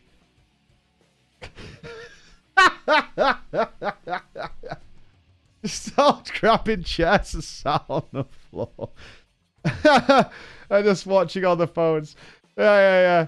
This was the play. This was the only screen, I believe, in the whole event that was showing the guild clash. The only one that was showing the guild clash and had sound. To see it happening. More or less the FanFest chairs, kind of the same thing. This guy Max chilling. It was just silly, and then they ran out of time. So I saw Mirez. What would it have been, Nupps? When did we see the boys? Like 10 a.m., maybe 11 a.m. Sat outside waiting to try and get in, and they said it's already behind by like an hour and a half. So we're gonna be playing up until like 8 p.m. And I was like, well, I'm not gonna be here, so good luck. I'm definitely gonna be getting changed to go out for the night at that point. Sorry, boys. So good luck, and see it goes. And ultimately, they ended up cancelling it. They never even got to do the raid. They did the PvP, then they did the dungeon, which is what's going on here, and then they just cancelled the raid, which was really sucky, right? The players really wanted to do the raid and see what was going on, but they cancelled it. Bummer. Yeah, they lost hours. Yeah, I found out earlier because the boys were sat upstairs in the media area, and yeah, they just they cancelled it. What was the point? I don't know. Just not enough credence was given to that event. Like, I've been pushing behind the scenes. I've been pushing a little bit to do some sort of guild clash type thing. Obviously, selfishly, I'd like to cast it, but I was suggesting lots of things for the guilds to do while they were on site. That I thought would be an absolutely killer show, like a really good quality piece of content for BlizzCon. And yeah, they didn't even get to do the raid, unfortunately. But GG's to Echo, they won the PvP and they won the arena, the dungeon thing. Jack isn't working with Blizzard at the moment. Hopefully that'll get resolved, but it's good. I miss those raid races they used to hold. Well, what I wanted, I agree that doing a raid race, obviously Echo, Liquid, Method, whatever you want to do, is a little tough on US soil without Blizzard flying all the teams there, which is a lot of players, right? You're adding like a minimum of like 50 places. So they brought like Echo brought what, like 7 players, I think, and Liquid brought a lot of players because they were carrying straight onto the camp for the Race to World first. It's a little tough to do that in a competitive thing, and especially those two are so competitive. If they have to play on like US ping with players from home, it's not really fair. So I don't think any team wants to put on a poor showing. So what I suggested is something like mixing 10 of each of the guilds together to do a race, or have 2 10-man teams that merges into a 20-man team, and they maybe don't even know it's going to happen. Something like that as just more of a showcase. I don't think it needs to be a competitive race. I don't think that's necessary. A really cool raid showcase with the top guilds would be dope. I think that would be absolutely awesome. Yeah, like an exhibition, a showcase, something like that. A special boss that Blizzard puts on for them. Like, we've seen them do that at BlizzCon before, where they have like a giant Hogger. They had like a mega raid boss version of Hogger going on. I would love to have seen something like that, because they're both so, certainly looking at Echo and Liquid, they're both so hyper competitive. They would, if they had to do like a race on stage, they would both take it too seriously for what I think it's worth. And I don't blame them for doing that. So more of a showcase or something like that would have been really fun. Let Blizzard's boss designers come up with something really silly and throw it at like a mix of Echo and Liquid working together. I think that would be really sweet. Because, like I say, when the players are together, despite all the nonsense on Twitter and bad shit-mouthing and talk, like, everyone's, like, chit-chatting and talking together. They're both very similar. So I would have loved to have seen something like that, but it didn't happen. Unfortunately, we didn't even get to do the raid. 10-man Mythic and Retail. I would kind of like it, but it's not realistic for the way World of Warcraft is designed without it being massively imbalanced, and I totally get what it's doing. Oh, we've got the WoW streamers here. Hold on. Oh, yeah, so you can see here. So there's Echo playing. See, they had everybody up on the stage. Cool. And then everybody was just stood here. No chairs, nothing. And all you can see is the players. So you can see like Ryson and stuff are playing there.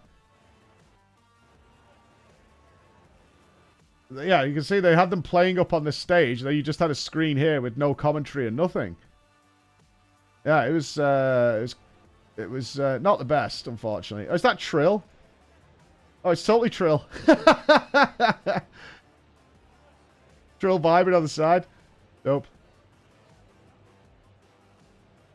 I did not get to do the Black Fathom Deeps raid. Unfortunately. Apparently, it's really fun. It's really, really fun. Yeah, Season of Destiny Discovery. I really do want to check that out. That sounds super, super fun. I think we're at the Race to World first when it comes out. I think. I leave for Sweden on Sunday. So there'll be no disruption to the stream, but I fly out to Sweden on Sunday for the Race to World first. I'll have to go off to Denmark. The sword was dope, though. This was so good. It was so huge. Oh, schedule's on point. We have no more stream disruption now for a while. The Variant statue is so good. Yeah, I think so too. Like, they're doing hardcore solo self-found in WoW Hardcore. That'll be obviously when we do our next hardcore run where I'll definitely get 60. The only problem I've got is I don't think Season Discovery lines up with our schedule, in which case most things will have been discovered because they want it to be a community effort. I would love for us to be a part of that, even for fun. But I think we're going to miss out. At least I'm going to miss out on it in terms of stream schedule. I'll get to 60. I can do it. I'll do it. I'll get there. It'll happen. Yeah, it's just the first phase, so hopefully the second phase will be fine. Have I asked about Kata Classic? Not particularly. I mean, they're saying hashtag changes. Like, they are changing Cataclysm in some ways. What that will mean, I don't know. They didn't give any details, and I did not get to see the Classic Deep Dive panel, but they are changing it. So that's gonna be cool.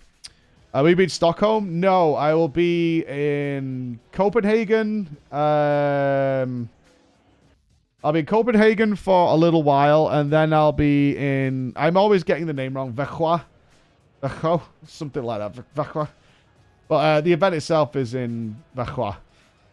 So I'll be heading there. But it's not announced because he's not a caster, but I am very proud to reveal, because I don't think it's a secret, at least now the announcements have happened. Joining the Echo production team this time will be none other than ChunkeyNinja.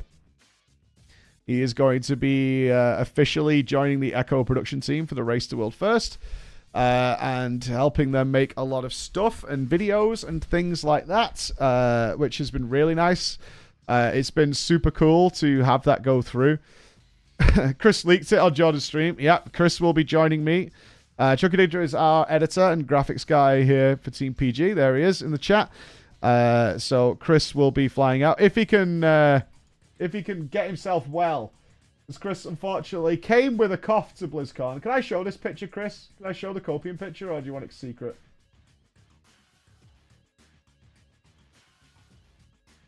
I don't know. Is this allowed? I don't want to show it. You sure? Okay. This was Chris the morning we flew home. So this is Chris yesterday. Oh, you put it on Twitter? This is pure copium. There he is. That was Chris the morning we were flying home. My man had a very nasty cough. A very nasty cough and had to go and get checked. So this is the copium. Yeah, that is the pure copium that is Chris. Managed to get out. But yes, so that kind of rounds out BlizzCon. We did have some wonderful... we did, of course, go to take the team to Disney. We had a great time. With big splash damage. I've got these little dashes. We did go to Disney. Yes, we did go. Oh, Chris left shortly after this. Can you address hero talents? Yeah, sure. Hold on. I want to see us go down this thing. I constantly got the... We went on this ride 3 times. It was super fun.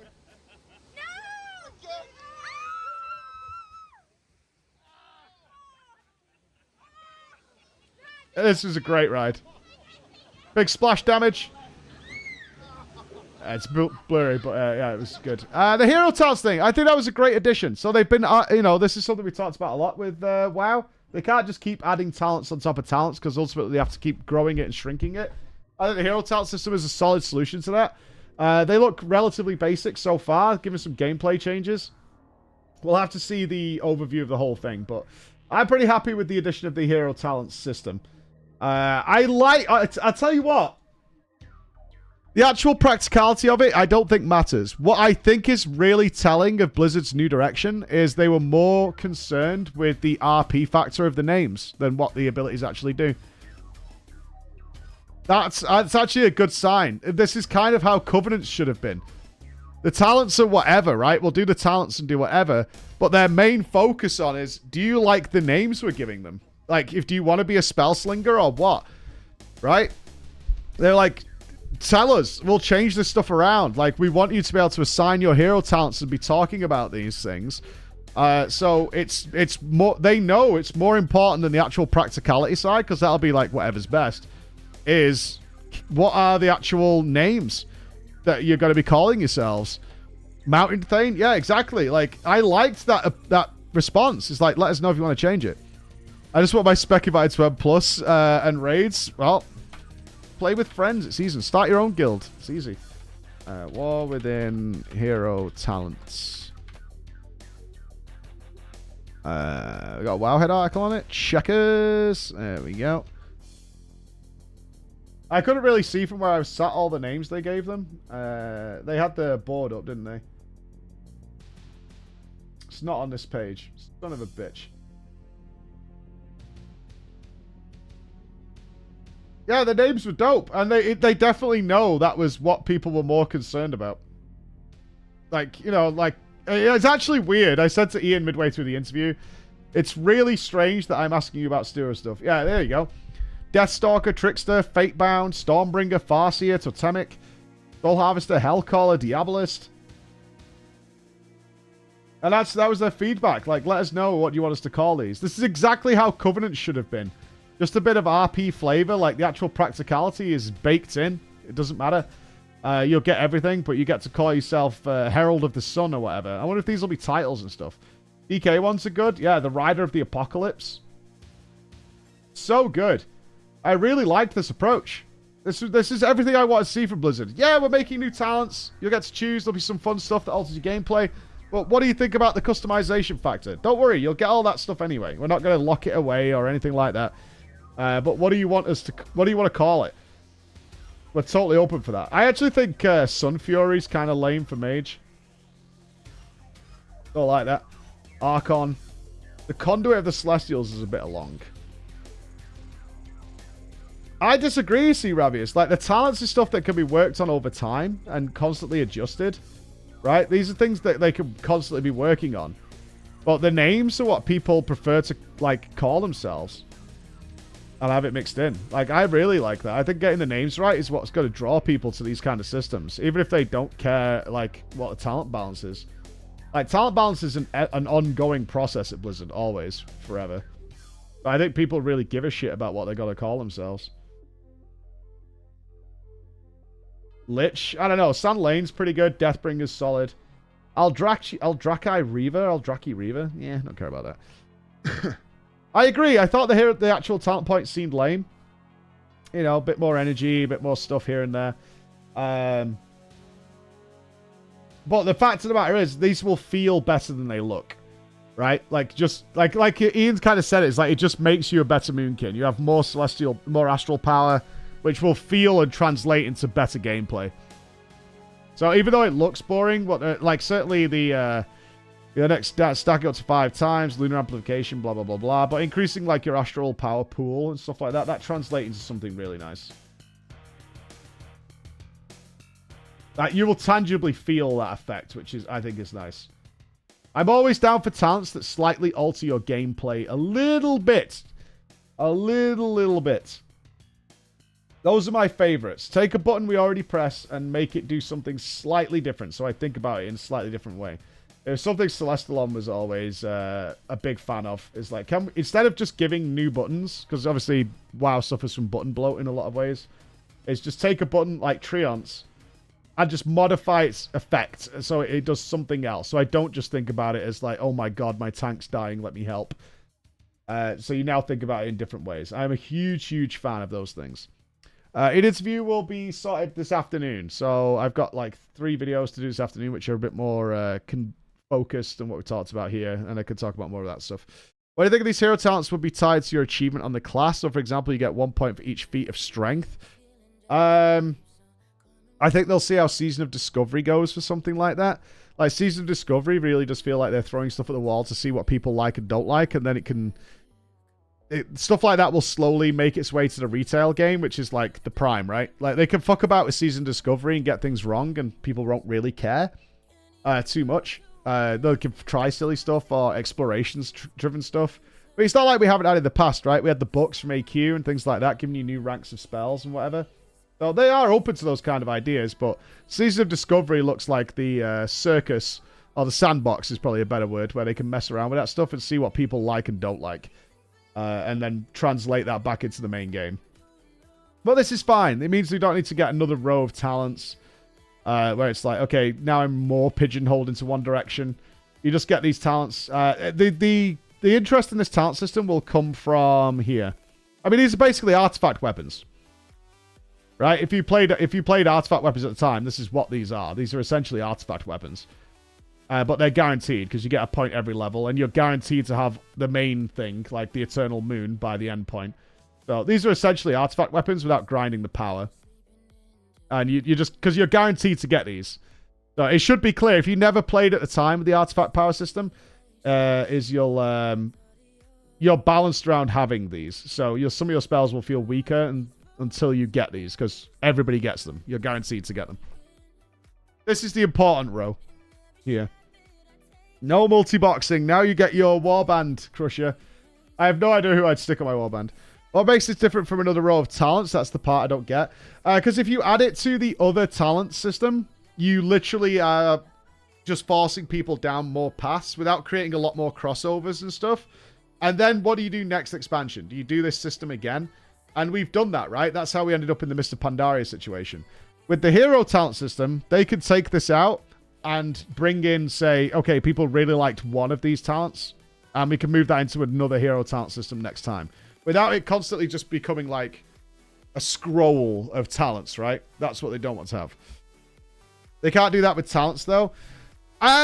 Maybe in the future. My gut feeling on it is this system was such a dramatic change from Shadowlands that they don't want to fuck about with it too much. Like, they've even... look how inoffensive this is.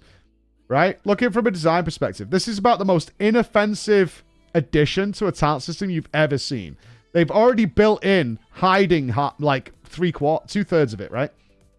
So it's just your choices. It's basically just a passive power gain with 4 things. They've really worked hard to make this not Path of Exile. That's what I took away from this. It's an intentional choice to make this not start looking like Path of Exile. Where it's like, okay, we've got these 3. Now we have split-offs from here and split-offs from here. And it goes deeper and deeper and deeper. And also avoid, as much as possible, people just copying loadouts. I don't think that'll ever happen in World of Warcraft, personally. But they do want people to be able to fish through this and make a lot of sense. You know what I mean? Like, if it just keeps growing and growing and growing, we're going to have to scroll up and down the talent trees at some point. What happens next expansion? Probably a swapping of these. Or there's a nice, healthy gap here. Right? Where they can add other stuff in. They can take some stuff out of this. The fact that they've hidden the passive stuff, they can drop it, move it around, twist it around, but bake it in.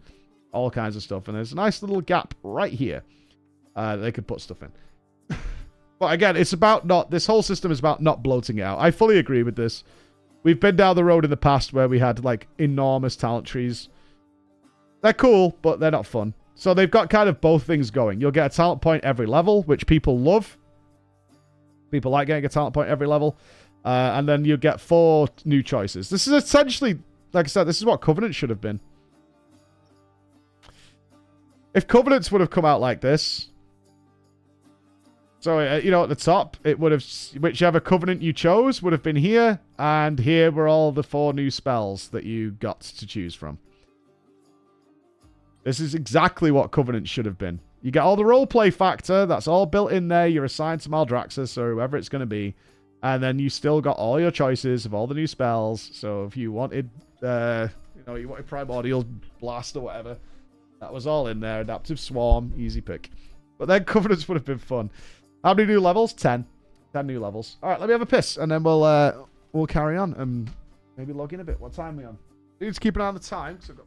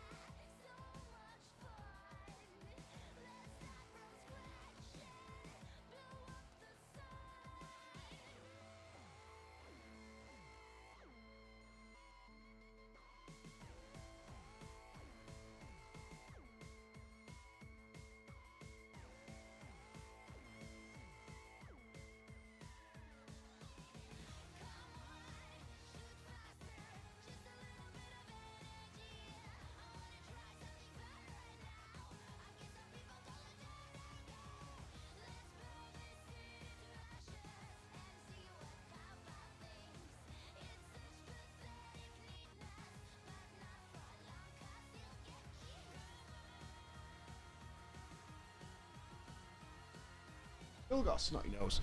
That's about. I've talked about. I think some are doing expansions faster. Yeah, the feedback I got is they wish they hadn't said that the cadence will be faster. That's kind of hopium. I think it's gonna be 2 years.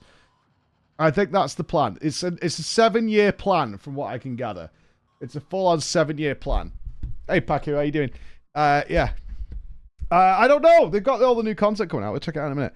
I don't know whatever happened, but what do you think would happen if Blizz kept the spec system but did away with talents like 14? They intentionally don't want to go that way. When I've talked to the class designers and stuff, they absolutely don't want to go the FF14 route because they think it's too homogenous. And I agree. They like the challenge. is what they've said to me. They like the challenge of keeping the classes very, very different and trying to balance them. Although it obviously has issues, but they prefer it that way. 2 years is standard, yes. That's what they're going for. Like, Ian was very clear on that. Is like, let's not promise anything we can't do, right? Let's not do that. Let's not do that. Yeah, keep the talents. Like, FF14 system works for them, and WoW wants it to be this way. Are they cutting Dragonflight short? No, not at all. In fact, I'm curious what they're going to do, because obviously the Raiders are a little worried, because we've now had it confirmed that Amyrdrasil is the final raid of Dragonflight. There is going to be no other raid. So, and War Within is not till August next year. So, very curious about what they're going... Yeah, you're getting fated, but will that carry? I don't know. We'll see. We'll see. Obviously, the Raiders really like Race to World Firsts, and can you do a fated one? Yeah. I am going to be at the Race to World First. Yes, I leave on Sunday. I am back for... What day are we on today? It's Thursday. Jesus Christ. Yes. I leave on Sunday. Our stream is as normal, I believe. I can't reveal too many details, but I think I'm doing some filming and stuff on Monday. And then obviously show start is Tuesday.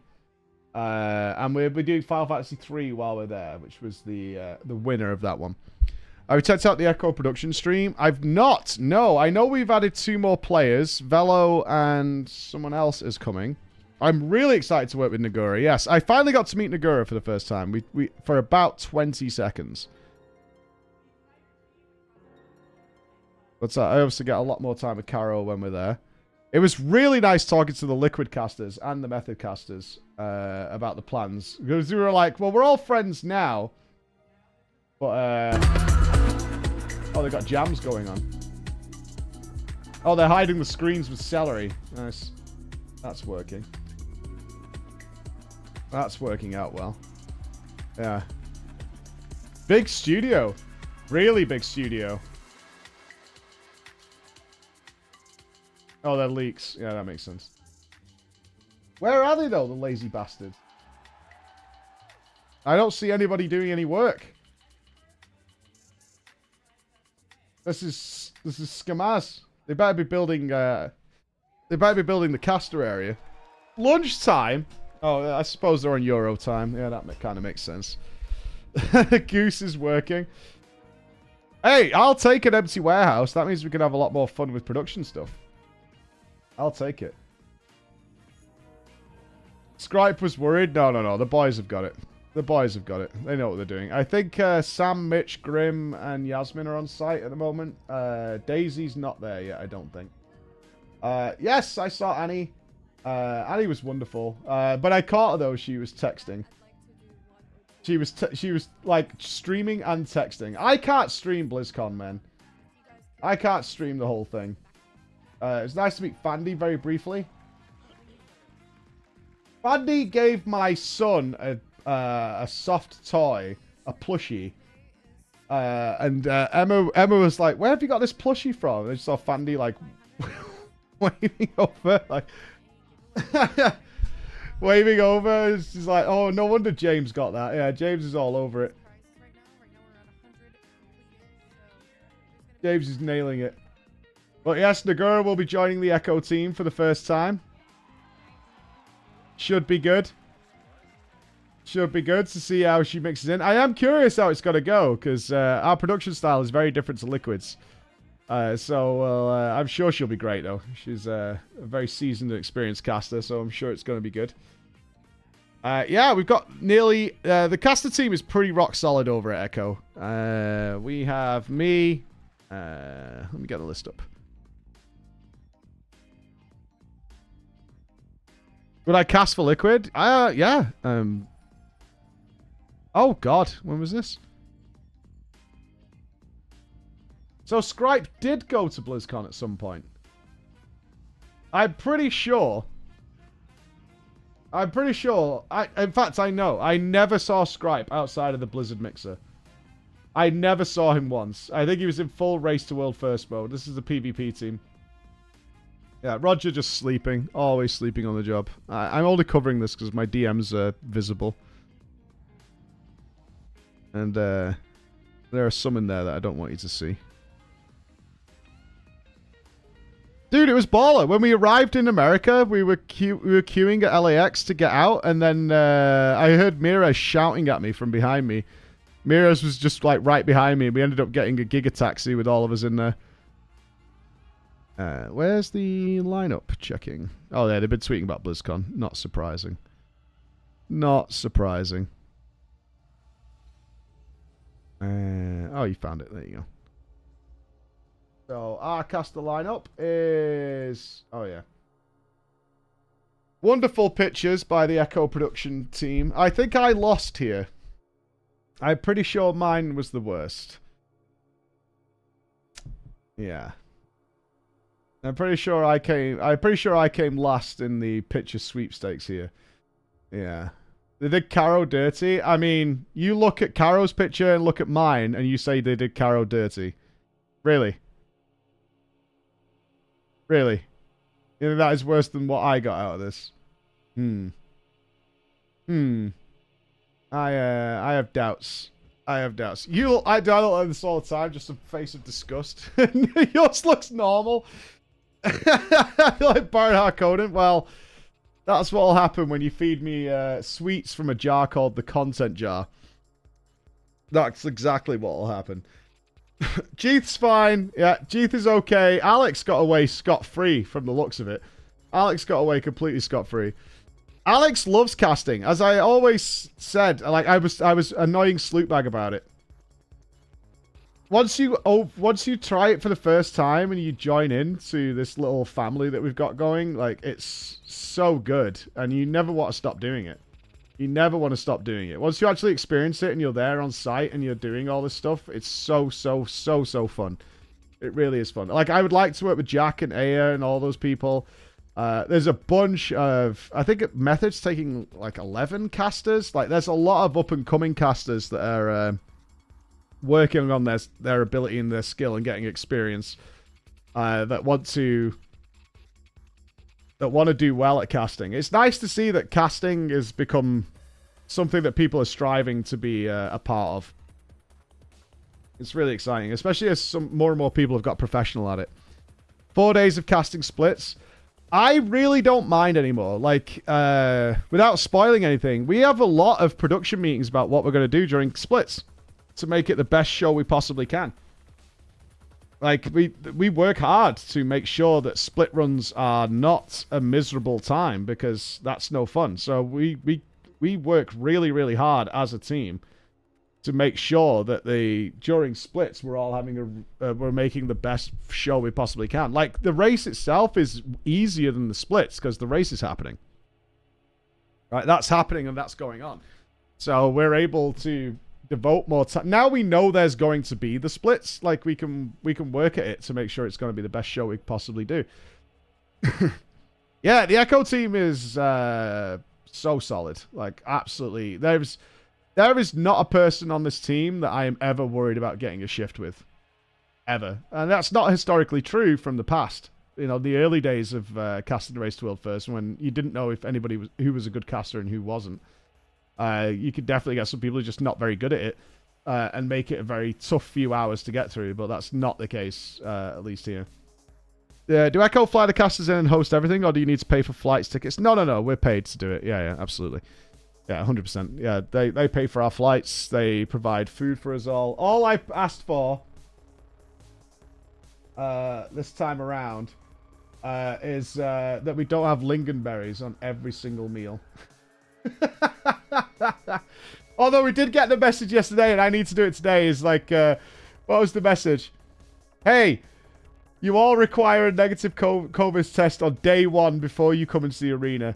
You BlizzCon idiots.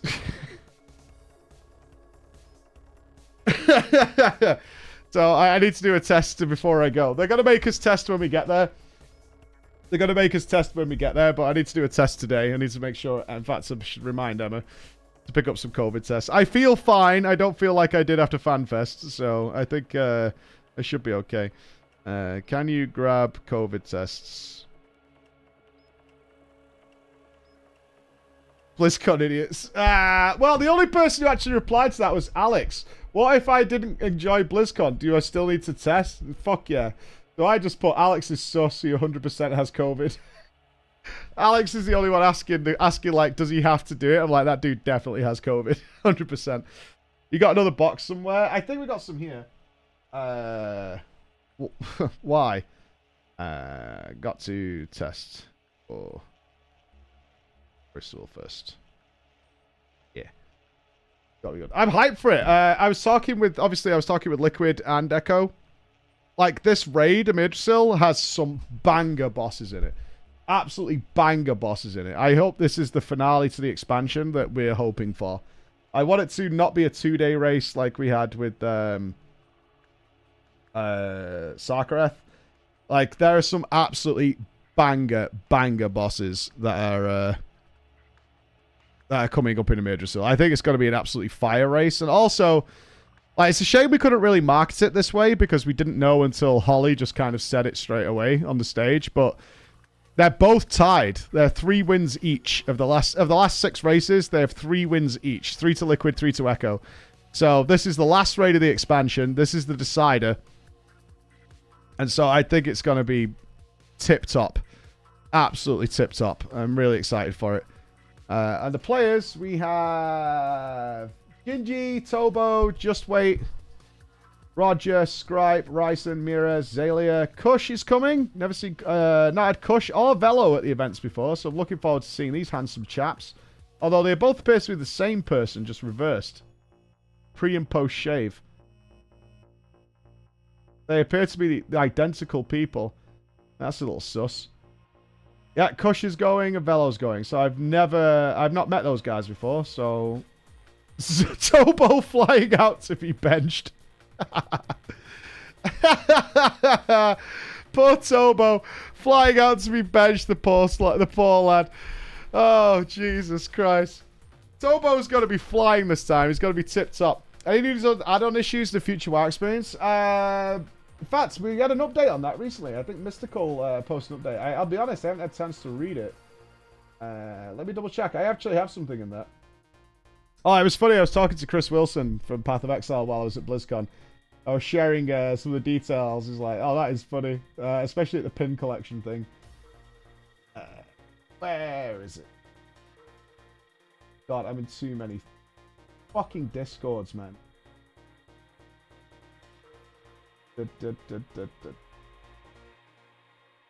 Or after Halloween. I had to scroll so far. Mystical, if you're in the chat, can you bump that thing? I can do it this way, right? Yeah.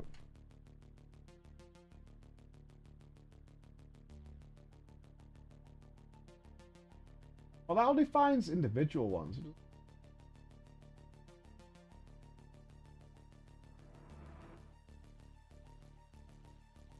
Yeah, Miraz was staying in our hotel. In fact, I was under the impression that Echo was staying in our hotel. I got that message wrong, so I texted Roger at 7 a.m. or something, saying, get your ass down to the pool. And then he replied, my hotel doesn't have a pool. Well, before I got that reply, I was shouting at the building from the swimming pool. I was in the pool going, Roger! Roger! I was like screaming at the building because I was hoping like a half asleep Roger in his fucking boxer shorts would come to the window like, what is going on? And it turned out he's not even staying at a hotel. I can't find it now, but the overlays thing is not a thing, which is great, which is the important thing. The overlays thing is not happening. I think they've put a massive delay on logging. Like a super delay, just to make sure overlays do not work whatsoever. So it should be fine. I think that's what they did. I'm trying to find this Discord thread, but honestly my Discord, obviously after FanFest and BlizzCon, is just swamped. I've scrolled down like 70 messages now and I can't find it. It's in here somewhere. Oh well. I'll find it. Only there's a British man shouting at the building. Only start end of combat? Yeah, something like that. Yeah, after combat. Which makes sense. That's all it needed to have happen. Did I try any good food in the US? I had two good meals in the US. Out of all the meals I had 2 good ones. I don't understand what is the obsession with carbs in America. Every meal just comes with like a loaf of bread. For some fucking reason. For some annoying, frustrating reason, every meal just gets something else dumped on it. So I asked for like an egg white omelet or just bacon and eggs or something like that, so to get the protein in, and then suddenly there's 2 giant pancakes with a big spoon of butter on the top. And they're like, yeah, every breakfast comes with pancakes. Why does every breakfast come with pancakes? Why does every breakfast have to come with pancakes? That's not a rule. You don't need to have that happening all the time. So let's just not do that. We did try some franchise places. We did take Ian... we tried to take Ian In-N-Out Burger because Ian loves In-N-Out Burger, but I don't think they'd let Nupss in with it, so he just brought the wrapper just to treat Ian a little bit, although we couldn't actually have the meal. We did go to IHOP, yes, because the kids love IHOP, and had Halloween pancakes at IHOP. We had we went to the Cheesecake Factory, which actually turned out to be the worst one. The Cheesecake Factory was too much. We ordered half portions. Luckily, it was before 5, so they allowed us to order half portions. And it was still so much food. I'm talking like a plate with like 2 pounds of food on it or something. And it's all carbs. It was like 5 pieces of chicken and then 6 fucking scoops of pasta on it. Covered in sauce and shit like that. Each meal, I mean, I love that they have to post how many calories in each meal. But if your like simple steak meal is 2,300 calories... something's wrong. That shouldn't be the case. That really shouldn't be the case. That's like insane. It's absolutely insane. Yeah, that's what it was. We didn't even have cheesecake at the Cheesecake Factory. Nobody could eat anything. We didn't have any starters. We just ordered mains, and it was just an insane amount of food. But the best meal I had was Tony Roma's. I had grilled salmon with green beans and something else. That was really, really nice. I was so happy to get that.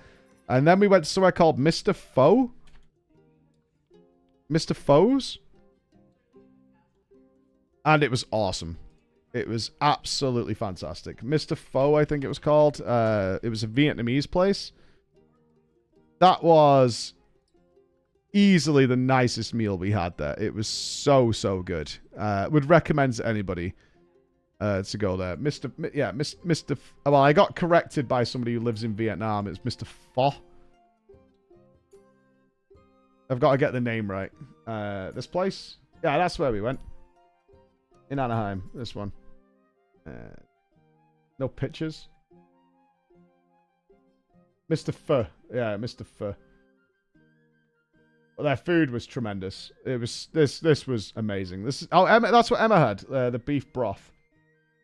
The beef broth. These were actually fantastic. Their spring rolls came in this, so it was cold, but it had a hot peanut sauce.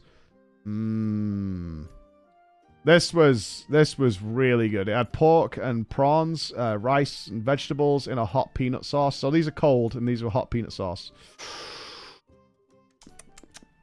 My mouth is watering thinking about this meal. It was so, so good. This was my final American meal. This was the last thing. Well, I suppose technically it was KFC. Although I didn't have any chicken. But there was a KFC in the airport where we were waiting. And Emma was desperate to find out the difference between UK and US KFC gravy. So she went and got like some nuggets just to test the gravy, and then there was a sampling going on because we met a few people in the airport who were getting the same flight out as us, who we knew, some friends, and everyone sat around testing the KFC gravy. How do you make fun of Americans with how much KFC y'all eat? I don't get a lot of KFC. I'm out of it. Gravy with chicken tenders, you know what I mean? That was it. She just wanted that. I feel like US KFC gravy is more like thick and chunky, apparently. You order breakfast that comes with pancakes. You have to read the menu. Well, yeah, on the menu somewhere, it was fine print. It came with pancakes. We were in a place called Coco's. We went to breakfast at Coco's.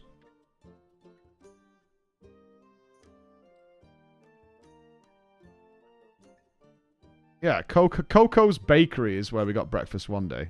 We just started skipping breakfast after this. It was, yeah, this place. Why this pile of butter? Why do you hate everything? Why do you,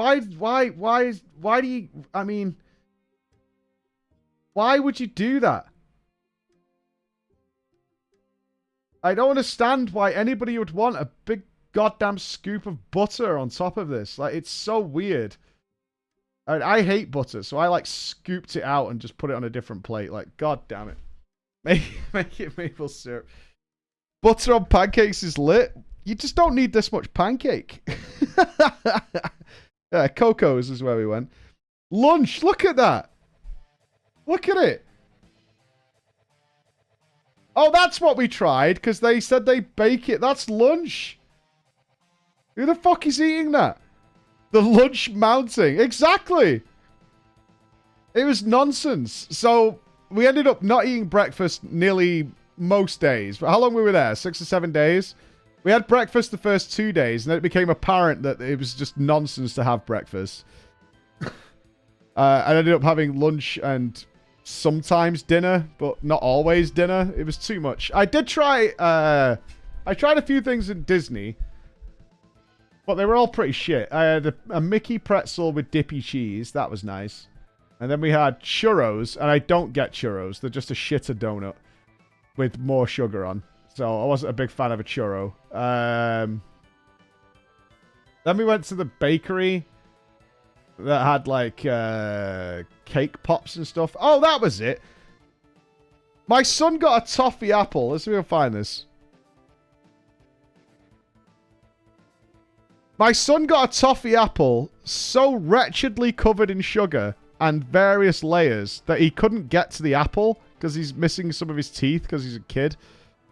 And he asked me to get him to the apple because he really wanted the apple. It was this one, I think. So, the context of this is it's sugar crystals on the outside, a layer of milk chocolate, a layer of white chocolate, and these are marshmallows, and then there's an apple underneath. Oh, no, and a layer of caramel. Yeah, it's 4 layers. It's red sugar crystals, a layer of milk chocolate, a layer of white chocolate, a layer of caramel, and then the apple. So he couldn't get into it. Emma had this peanut one. I didn't have a toffee apple because they looked too scary. They were clearly too bad. So he said, Daddy, can you get me to the apple? I'm like, okay. I took one bite out. It took me like 5 minutes to chew the son of a bitch. I was like, that is horrendous. Absolutely horrendous. It was... I was just sat there chewing and like... And it was the only day after I had stomachache. I legitimately had stomachache every... after that night. That was the worst thing we ate the whole time, was this thing. Absolutely gross, yeah. Why have the apple? I have no idea. Like, just so you could call him a toffee apple, I think, at that point, is what it is. It was something else. Man, you're a weak stomach. Dude, that's like so much sugar. It was like that, yes. It was very much like that. But we went to Coco's for one breakfast. We never went back. Not because it was bad, but like we stopped eating breakfast. We went to Cheesecake Factory. We went to Tony Roma's, which is where I had the salmon. That was really nice. Mr. Pho. That was the best meal we had. Other than that, it was like the odd snack at the Hilton. Yeah. Oh, we did do a Denny's. Yeah, we did do a Denny's. Yeah, we did. No, we did not. I didn't even see a Chipotle, if I'm being honest with you. I didn't even see a Chipotle. The only extra we had, and it was just for Max because he'd seen it on TikTok, was we had to go to Taco Bell. Because one of his favorite TikTokers or YouTubers or whatever always has Taco Bell. So we went to Taco Bell and just all sat there where Max had his Taco Bell. To which he thought was the best thing in the world. I am impressed that they do tacos for under $2 until I saw what it actually was. Which was, it was a taco shell with, what, 4 pieces of chicken in it, lettuce, and some grated cheese. That was it, yeah. The chicken place? Oh, yeah. Oh, what was it called? That was the first night we got there. Cane's? Was it Cane's Chicken?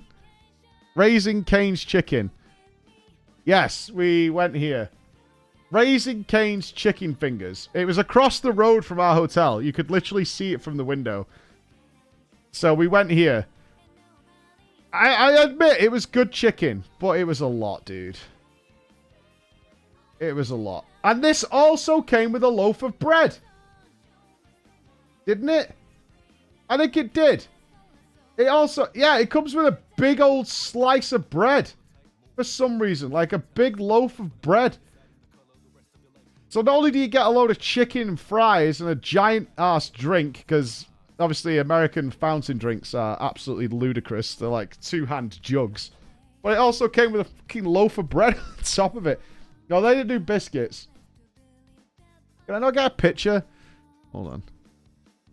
Images. You got an image of the actual... Yeah, there it is. Where's it gone? There it is. Look. Comes with a fucking loaf of bread. Why? I don't get it. There's more... Look at the carb... You see what I'm saying about the carb to chicken ratio? It's all over the place. It's 3 chicken tenders, a fucking pile of fries, and like a loaf of bread on the side. The protein to carb ratio is wonky in every meal. It's all scuffed. It was nice chicken, though. No getting away from it. It was nice chicken, especially after our long-ass flight. It's just missing a sweet sauce. This is fine. It's not fine. It's not fine. Nobody needs this much carbs in one meal. Nobody. That's nuts. Look, like a fucking seeded little mini loaf. This is fine. No, I'm not expecting steam. No, don't go the other way. No, fuck you. No, no, no. It's not either or, right? It's not either you get a loaf of bread and a fucking pile of chips or it's steamed broccoli. Don't fucking be like that. No. Right? We have fast food over here too. It doesn't come like that. No. It's not one or the other. There's a middle ground, dudes. There's a total middle ground. I will say we smelt Greg's in Disney. There was a Greg's whiffer. We don't know where it was coming from, but you could absolutely smell Greg's. 100% you could smell Greg's. I could smell it somewhere. I don't know where it was coming from, but you could smell... In fact, the worst food... Alright, I can say this. The worst food we ate at all in the entirety of the US, this was agreed, was at Star Wars Galaxy's Edge in Disney. And they were Parmesan chips. Absolutely horrendous. Galma garlic puffed cheese chips with... This was them. Galma garlic puffed cheese chips with white cheddar and Parmesan cheese. We had one bite each and they went straight in the bin. They were awful. And they came in a little bag like this. Emma saw them as some crisps. She was really, really hungry. We hadn't had breakfast. We've been out for a lot of the day and been walking around, and we've gone through a lot of the Disney park. So Emma grabbed these. Holy shit. They are the dust. They're like eating dusty feet. Absolutely awful. So I use those beast country in the world. It needs toning down a little bit. I know everyone moans about American food, but yeah, it is actually... Can I get a picture of the Cheesecake Factory meal? Even the guy was like, yeah, we kind of designed this food, so you should take it home and be able to eat for 2 days. What?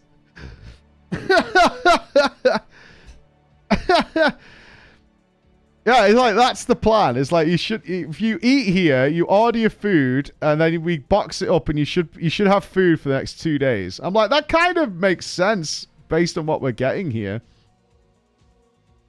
like that. It's understandable. It's not the way we eat in the UK, but like, okay, I can kind of see that.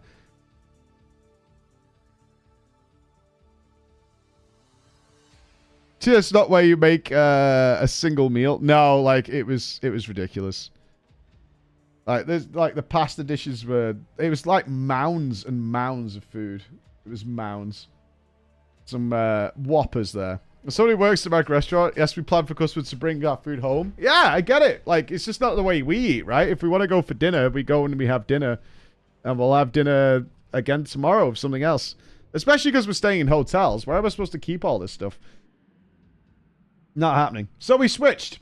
Like, I'm not going to bitch about it. Like, we knew what we were getting after that. We switched and just ate in other places that were just like light snack food. In fact, we ended up going to Target. I think it was Target. And got a bunch of simple stuff to have in the room. Got some drinks and stuff. Yes, I'm casting for Echo. I go out on Sunday. It's going to be good. New about Skill Wars. In fact, Bex has just let me know. Maybe we'll look at that tomorrow. I want to look at WoW. Because the new patch is out in WoW. In fact, we've got a lot to do. We will be doing FF3 while we're in Sweden. So we're going to be super busy on stream. Like, we've got a lot to do. I'm hoping...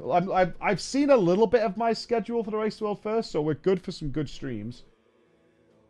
But it's always subject to change. Obviously, if Alex and Jordan get ill immediately... then we'll see what happens. But we should have some pretty solid stuff. FF3 1, yes, we'll be starting that on Monday.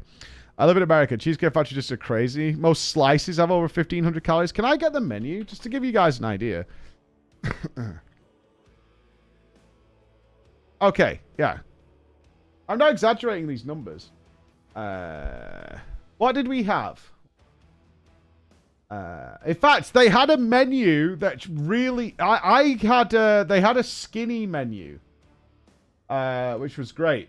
I got a grilled turkey burger, which was fine for me. It was on the skinny menu. Because they had the normal menu, then they had the extra skinny menu, which made sense. Alright, appetizers. We didn't get any appetizers. Glam burgers.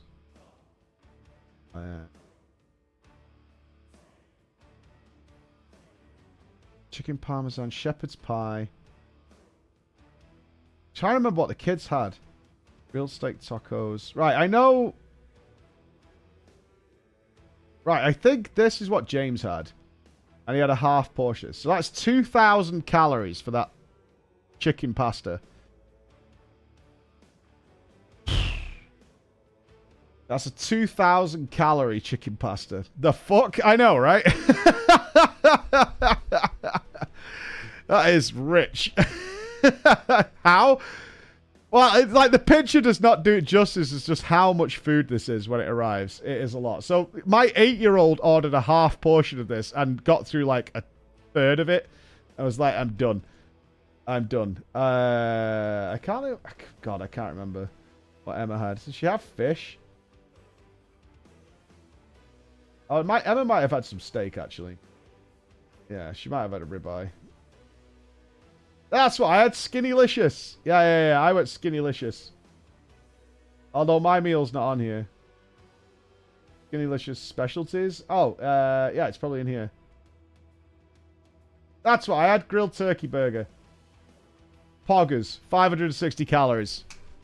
Fuck yeah, dude. I was the only one who finished his meal. I had the Skinnylicious grilled turkey burger. Which is just a normal burger. Right? That's just a normal burger. Everywhere else in the world, that's just like a normal burger. That's just completely normal. A 560 calorie burger. Awesome. I'll do it. That's the strat. I was like checking. Yeah, that's perfect for dinner. That's totally perfect. I was good. I was totally good with that. I'd have to ask Emma what she had. I can't remember exactly what it was. I know she didn't get very far. Oh, yeah, Max had meatballs. That's what he had. Where's the meatballs at? It'll be in the... Yeah, Max got this. Which is, and again, 1,920 calories. Oof. Oof. Oof. You better be doing some walking that day. This is your only meal of the day, dude. You better be doing some fucking walking that day. Because the breakfast is like that. Where's that Coco's place? There it was. What did I have for breakfast? I had the light breakfast. What was the light breakfast? So you can get the triple mega breakfast, which goes up to 1,750 calories for the triple mega breakfast.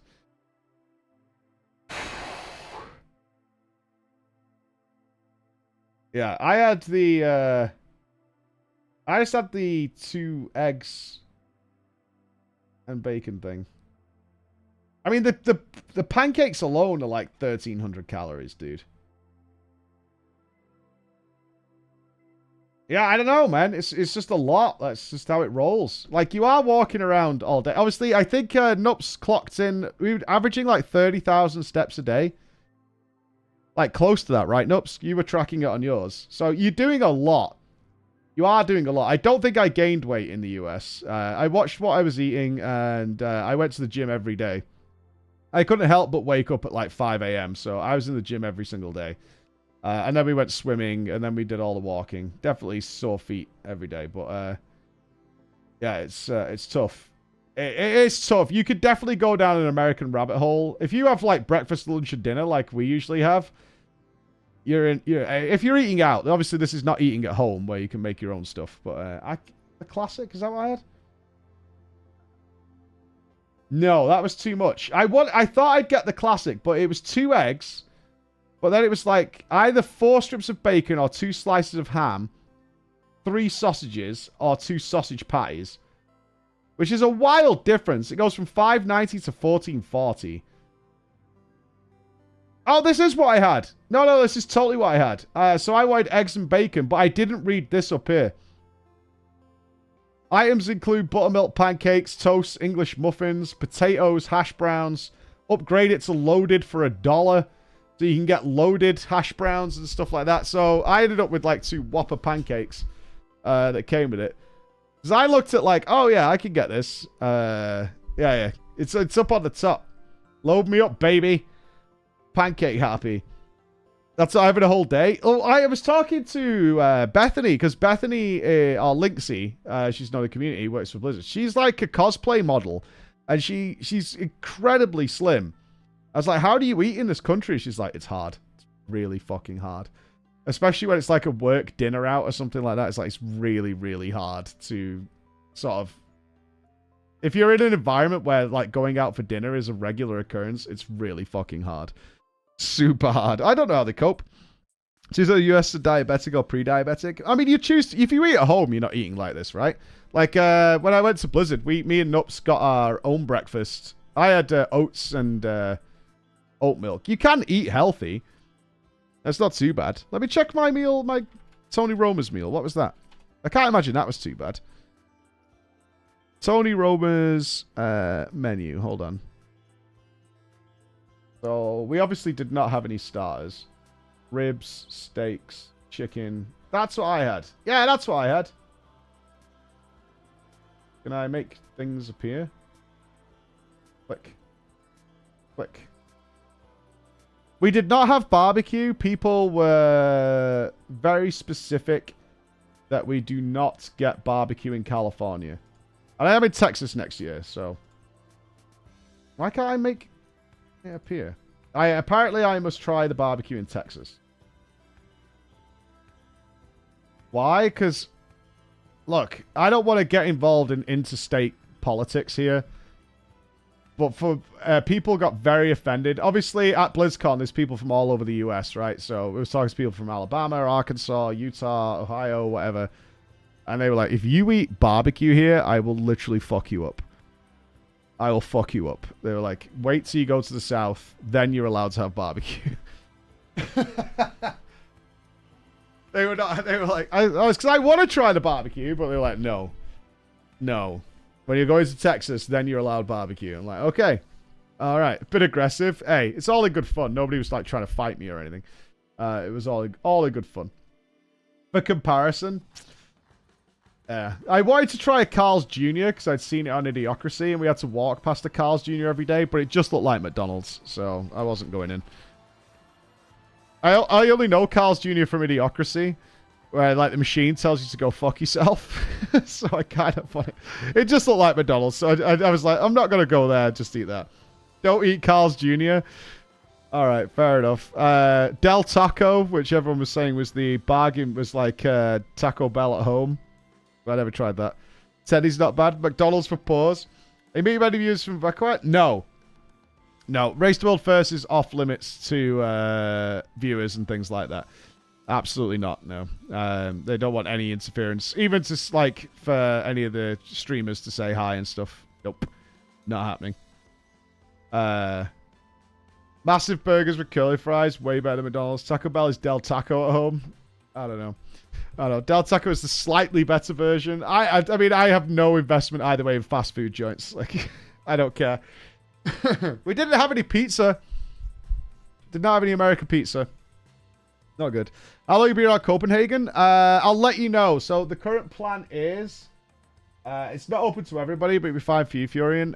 Is after the race is finished, because obviously I'll be going through Copenhagen, but I have to get to the race very quickly on Sunday.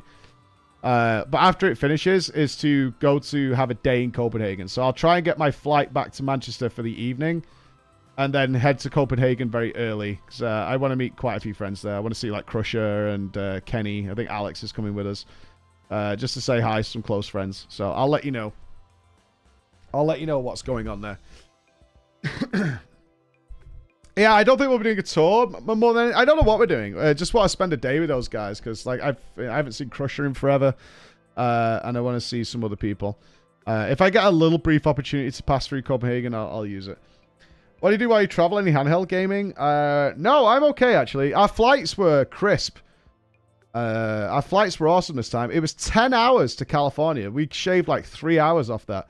10 hours from London to California and 8.5 hours back. Like, those planes were shifting arse to get us across the ocean. Like, that 10 hours is so fast to West Coast.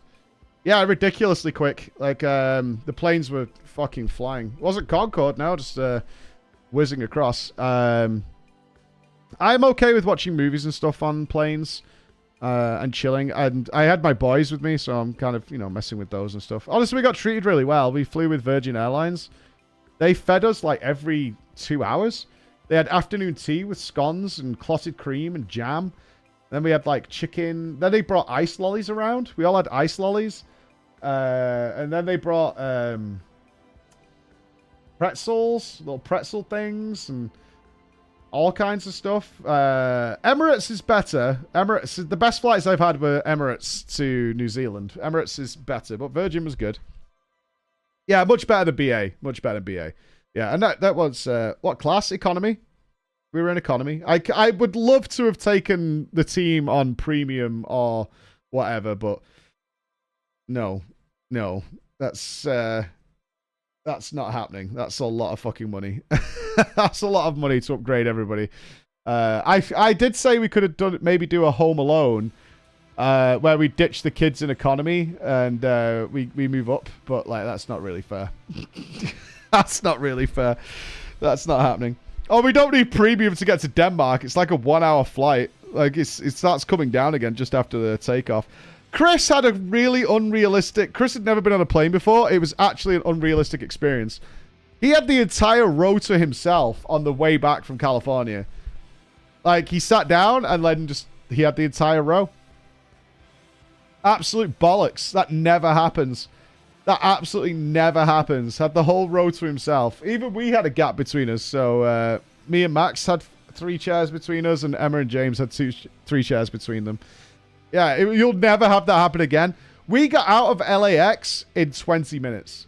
For anybody who has been through LAX airport, that is an impossible scenario. Like, I actually, when we found our taxi, I called Mirez and was like, dude, we found a big taxi. Do you want to jump in with us? He was like, yeah, I'm just coming through passport control. I'll be out in 5 minutes. And he totally was. It was, I swear to you, it was actually unbelievable. It did take us, we had a lot of LA traffic coming out of LAX, but getting out of LAX, we were done through security and out in like 20 minutes. No, it was, what time did we get there? 4 o'clock in the afternoon. This could not have happened in this universe. I was as shocked as anybody else. I was absolutely shocked that this happened. It was so ridiculous. I have taken over 3 hours to get out of LAX in the past. I think the worst was 3.5 hours. 3.5 fucking hours to get out of LAX, and we were out within 20 minutes and done on our way. Absolutely ridiculous. I got like 20 minutes to the DL. I thought it was fast. Yeah, absolutely manic. Right, let's. I've got some videos to do for you guys, so I'm going to do that now. And then tomorrow we've got Guild Wars 2 and WoW to look at. I want to do both of those things. But I want to make sure we get our concise thoughts out on WoW's upcoming features and stuff this afternoon. So I'm going to go and do that now. So big day tomorrow. Obviously, we got drama as well tomorrow. Should be super good. And we'll be preparing for Final Fantasy 3, which will be at the race. All right. So I'll see you all in the morning. Glad to be back. It's been a weird week not streaming for you. But we'll have some gaming tomorrow. All right. Be awesome, dudes. And I'll see you in a bit. Bye, guys.